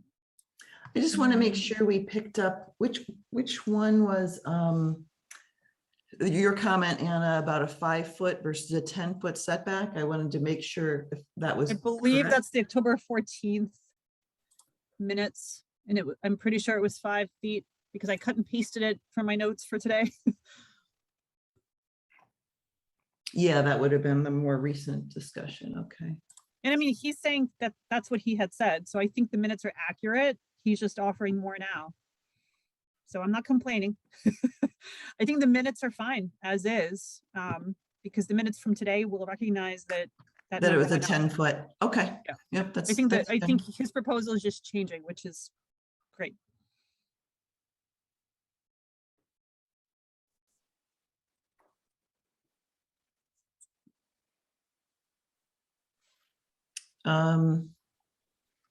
Lakshmi, Deepa, Joe, anyone have? We can start with the. I think I'm good with those questions answered. I'm good on the meeting minutes as well. But does anyone else have? I'm good. I'm good as well. I'm good. I wasn't here for the 10-14, so I couldn't add much, but the 9-23, I'm fine. Do you want me to make a motion, Tricia, for these minutes one at a time? No, because we really need to spend lots of time on meeting minutes like we usually do. That would be great. That would be great, Anna. All right, I make a motion to accept the minutes from September 23rd, 2021. Can I do it all together, Peter, or we have to do it Yep. one at a time? No, we can do them all together. And the October 14th, 2021 minutes. Wait, does it matter though? Because Lakshmi wasn't there for one meeting and so the vote will be different. She won't be Oh, voting on. Okay, That's I'll make correct. it one at a time. Okay. I'll make a motion to adopt the September 23rd, 2021 minutes. Second. Motion move. Okay. Oh, I'm just looking for No. a second. You want a second? Okay. I can't say. Roll call vote for the 23rd. Lakshmi Krishnan, I. Deepa Venkatai. Anna Tesmanitsky, aye. Joe Ruberton, aye. And Trisha Kendall, aye. Those are accepted. 500. And we'll go to the 10-14. I'll make a motion to accept the October 14th, 2021 minutes. Second Second. that. All right, a roll call vote. Deepa Venkatai. Oh, Anna Tesmanitsky, aye. Joe Rubertone, aye. and Trisha Kendall, aye. That's 4-0-0, as Lakshmi was not at the last meeting. Mhm. All right, and so the only minutes we have outstanding are the retreat meeting minutes and then our last meeting. Is that, so we're on track is what I'm saying. Correct, and I have to, I have some notes for the retreat meeting, and I am still working on those. Okay. Those are in your court, babe. Mhm. And it's possible to send them out as a draft and that everyone can add in as well. They don't have to be your complete responsibility. So, I will, I'm gonna start, I will start putting those together as soon as possible. And then I can, and then I will send those out. I'm sorry, I was just. yeah, I would say send them out as a draft and let people add in the things that they know were talked about that were of importance to them. So we know that those items are in there. You can compile them and then we'll have one document. So Okay. let us help you out on them. So. Perfect. All right, administrative matters, future meetings, public hearings. So just a couple minutes, not a couple minutes, couple things. Future meetings, I think everyone knows we have a retreat on the 23rd, which is this Tuesday. Did we nail down a time? Was it 7? Anna, I know you had a conflict. is So that I think correct? we originally talked about 5:15. I'm in Boston and it's gonna be hard for me to make it. I will try to be there as close to 5:30 as I can. So Okay. I think we talked about like 5:15 to 7:15 or 5:30 to 7:30. That was kind of what we talked about. So let's stick to that and I'll do my best to make it on time. And if I'm not on time, I apologize. I'll do all I can. Okay. I think we could at least make it 5:30 to 7:30, right? That's Mhm. That'd easy be enough. great. Yeah, that's easy. That will help. And if I'm late, it's not gonna be more than 15-20 minutes. Okay. I will make that change and I will take care of that then. Okay. Other items, I will tell you a few things regarding public hearings. I think I've been mentioning a couple times that 501 Pond Street, which is a parcel up on Pond Street, which is owned by Mr. Pafford. I did receive an application from them. My first pass through that application, I asked them to resubmit an application in application. Excuse me. They applied. It's a trust development. They applied, and I felt that the original application did not meet the criteria of the bylaw. So therefore, I asked them. I rejected the application, and I asked them to resubmit the application package. They've done so this past Wednesday.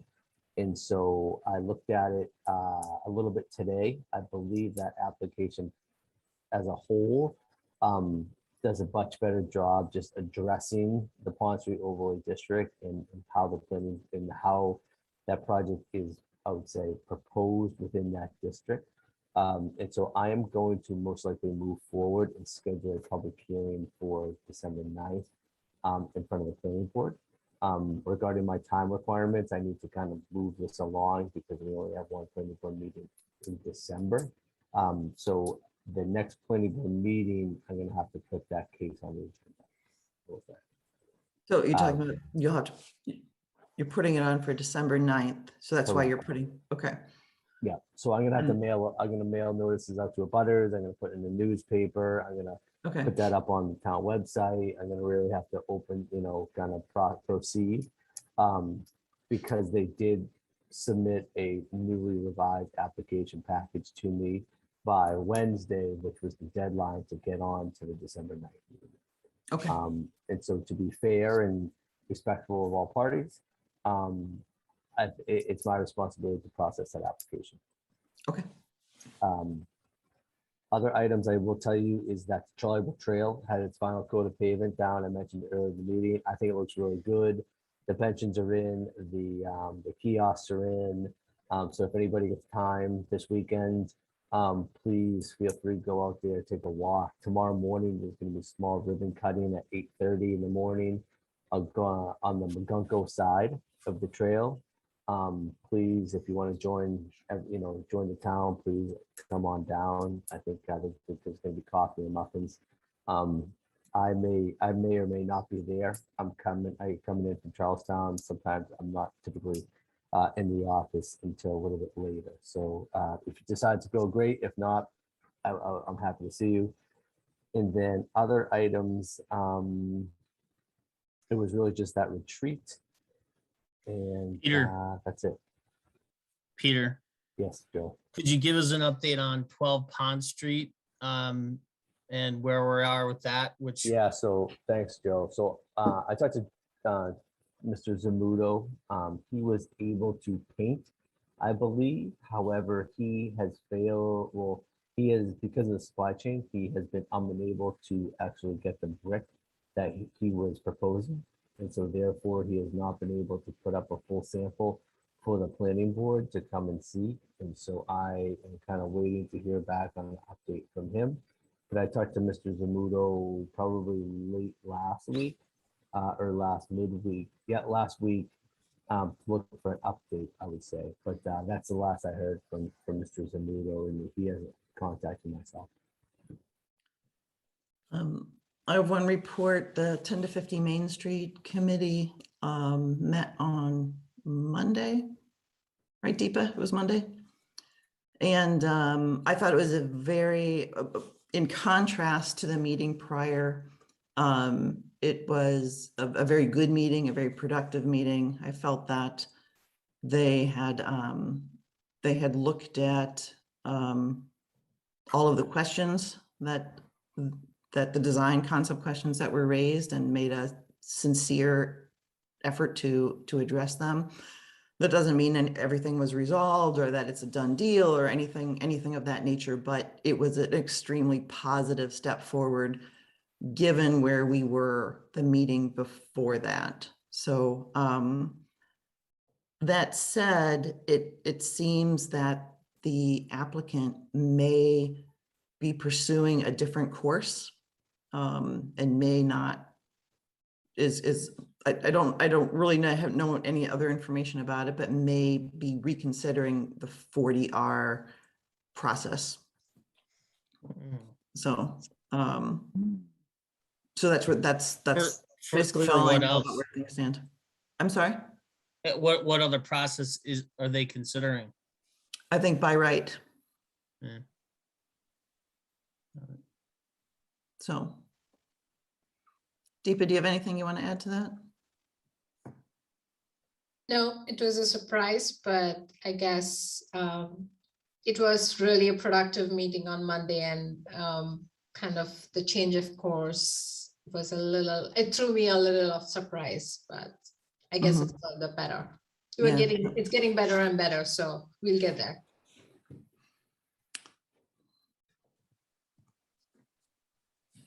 Peter, I have a kind of an old business question. Remember a long time ago, I think my first meeting with this board or second one, it was like shock. The tree issue. Remember how we were going to replant a tree? We, the town of Ashland, we're going to replant a tree because we brought down a tree. Remember this whole thing? Do we have any update on whether that ever happened? If we along replanted? Winter Street. Yep. Yeah, I don't think that happened along Winter Street per se, and right now it's obviously not the right time to plant a tree. So I think in the springtime, the upcoming springtime, I will make sure that's still on my radar, and thank you for putting that on my radar. Maybe we can create like a list of ongoing things that we've rolled in motion, but we want to make sure they don't fall through the cracks. It's not just on you, Peter. No, yeah. That's fine. No, I think that's a good point, and I'll work with the DPW to make sure that happens, I would say. That was something Peter and I had talked about at one point too. It's like, how do we keep track like for instance, along with the tree issue, there was, you know, sending out notices to all houses along scenic ways to Right. make sure they're aware of these things, right? Low hanging Mhm. fruit. But how do we keep track of those things, and how do we do that in this, and I just don't know enough about this. How do we do that in making sure that we're also following open meeting law about the sharing of documents, you know, keeping a document up to date and sharing of the document. So I'm sure there's a way to do it if it's just an online list. I'm just not sure. I don't know how that works. I Yeah, I noticed think- the planning board had a really old document on its website, on our website, that's like a working document from years ago, like at least 6 years old. And it reminded me of like keeping an agenda of, you know, ongoing projects, like just a rolling agenda of, you know, things that are on our radar, such as the mill project or whatever, and something like that, maybe. Yeah, I think we can create a kind of a working document and we can share it just as points. And then obviously we can update it as needed, I would say. So, Yeah, or if it's a page on the website, you know. yeah, I can, Like ongoing business, or agenda, whatever. Yeah, that aren't projects before the planning board. It's kind of our own to-do list, I guess. Admin matters. Right. admin matters. No, I like that. Yeah, no, I think we can make one of those and put that on. I So would say. speaking of admin matters, I did give Peter a copy of the State Ethics Commission letter that I got as a direct abutter to the 501 Pond Street project. And at some point he'll pass it around to the board so that when that project is up and running, I did want the board to have an opportunity to review that letter so that especially the chair has a kind of can consider the process of how we're going to do this so that it's clean. And because I will be present as a member of the public if it's a public meeting. If it's executive session, I will not. So anyway, that will come around, and if there's something I can do to answer any questions from anybody on the board, just let me know. So in terms of administrative things, I have two things. The first is just an awareness. The CPC is moving forward an item for the town vote around a investment in Marathon Park over on Pleasant Street. So the kind of Steve Greenberg was kind of the person who brought the application and developed the idea, but it involves kind of some landscaping and improvements to the existing park, as well as exposing and identifying the historical mill, which is actually present in that park there next to the river, which again was the start of the first Boston Marathon.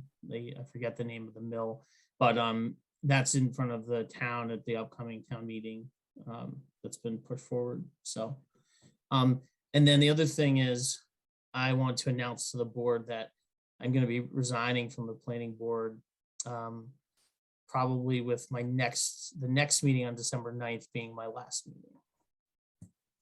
So I wanted I'm to. sorry to hear that, Joe. Oh, sorry to hear that. But there's no sorry. I appreciate that. Yeah,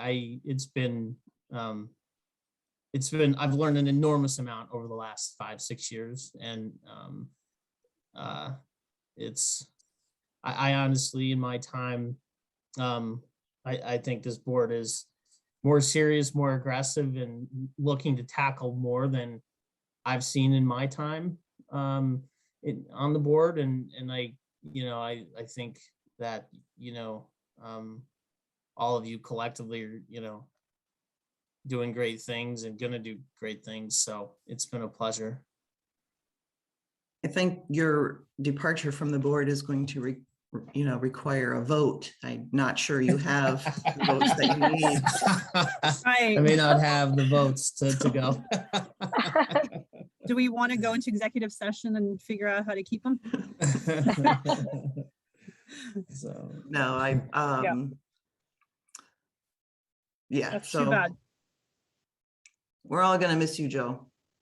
a rock amidst all the storm that we go through. Well, hey, once you're on the planning board once, doesn't mean you can't come back, Joe. Hey, I mean, absolutely. I'm, in the later part of my life when things are maybe a little bit less crazy, I have a little bit more flexibility. That's when you're run for the select board, Joe. You guys will have it all sorted out by then, though. There's not going to be anything left to do. So I'm And I'm not saying that to offend the select board at all. I'm just. Joe told me this news this afternoon, and Joe, I just realized you're gonna have to get a new email address because you're not gonna be Joe Rubitone at planning board anymore. I'm gonna have to shut that one down. I think you're gonna have to shut archive. that one down, and a lot of unsubscribing, I'm sure, on that one. So. There's a lot of emails in that box, I can tell you. Yeah, I bet. Obviously, Joe, you'll be obviously missed, and it's been great working with you for the last, obviously 2.5 years. So.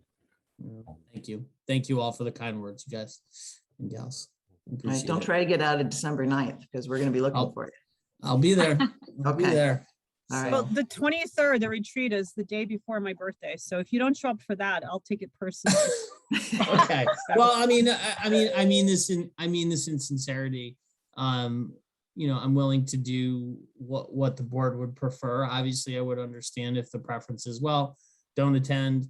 If you'd like me to attend, I'll be happy to attend. So you guys. I think you are a member of the planning board until the end of December 9th meeting. So I would encourage you and require you to attend because you're an experienced member of the planning board and you bring some history and knowledge and can educate us to the very challenging topics that we're discussing. And you have some things you can tell us that we don't know. So yeah, I Sure, think you're not letting go. They're not going to let you go that easily. So don't try it. Make you work. I don't think you're successful. you might get so excited because of it that you'll stay. You don't know.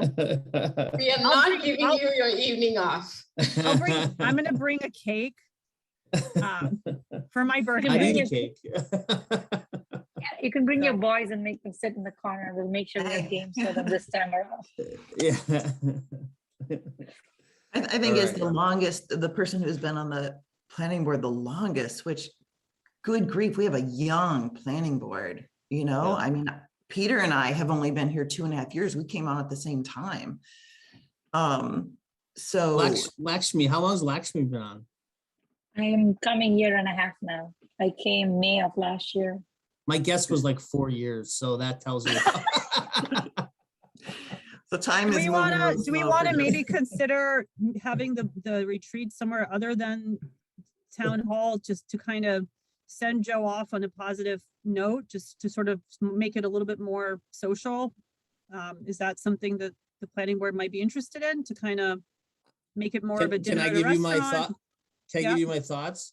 I mean, you guys, there's serious stuff you want to do. You should do it in town hall, have the productive time. And if we want to do something afterwards socially, just, I think that's you're saying do best. drinks afterwards. That's fine.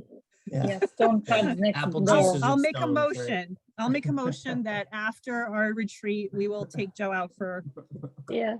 whatever he walk down the prefers to stairs. drink. Mhm. It can be non-alcoholic if he so wishes, whatever works for him. He may need something stronger after that meeting, so up to him. Okay. I'll plan to be there then. So thank All you. right. Sounds good. Sounds good, Joe. Thank you so much. Can anyone top that? Does anyone have anything else to add? No. Like, nothing to add, and I'm sad to hear about that, and I wish Joe a lot of luck in the future, and I hope he continues to stay involved in the town volunteering, et cetera, and that we'll be, that you'll continue to give us input on things as a member of the public as well. So. All right. On that note, I will entertain a motion to adjourn at 9:38. I'll make a motion to adjourn at 9:38. Second note. And our roll call vote. Lakshmi Krishnan, aye.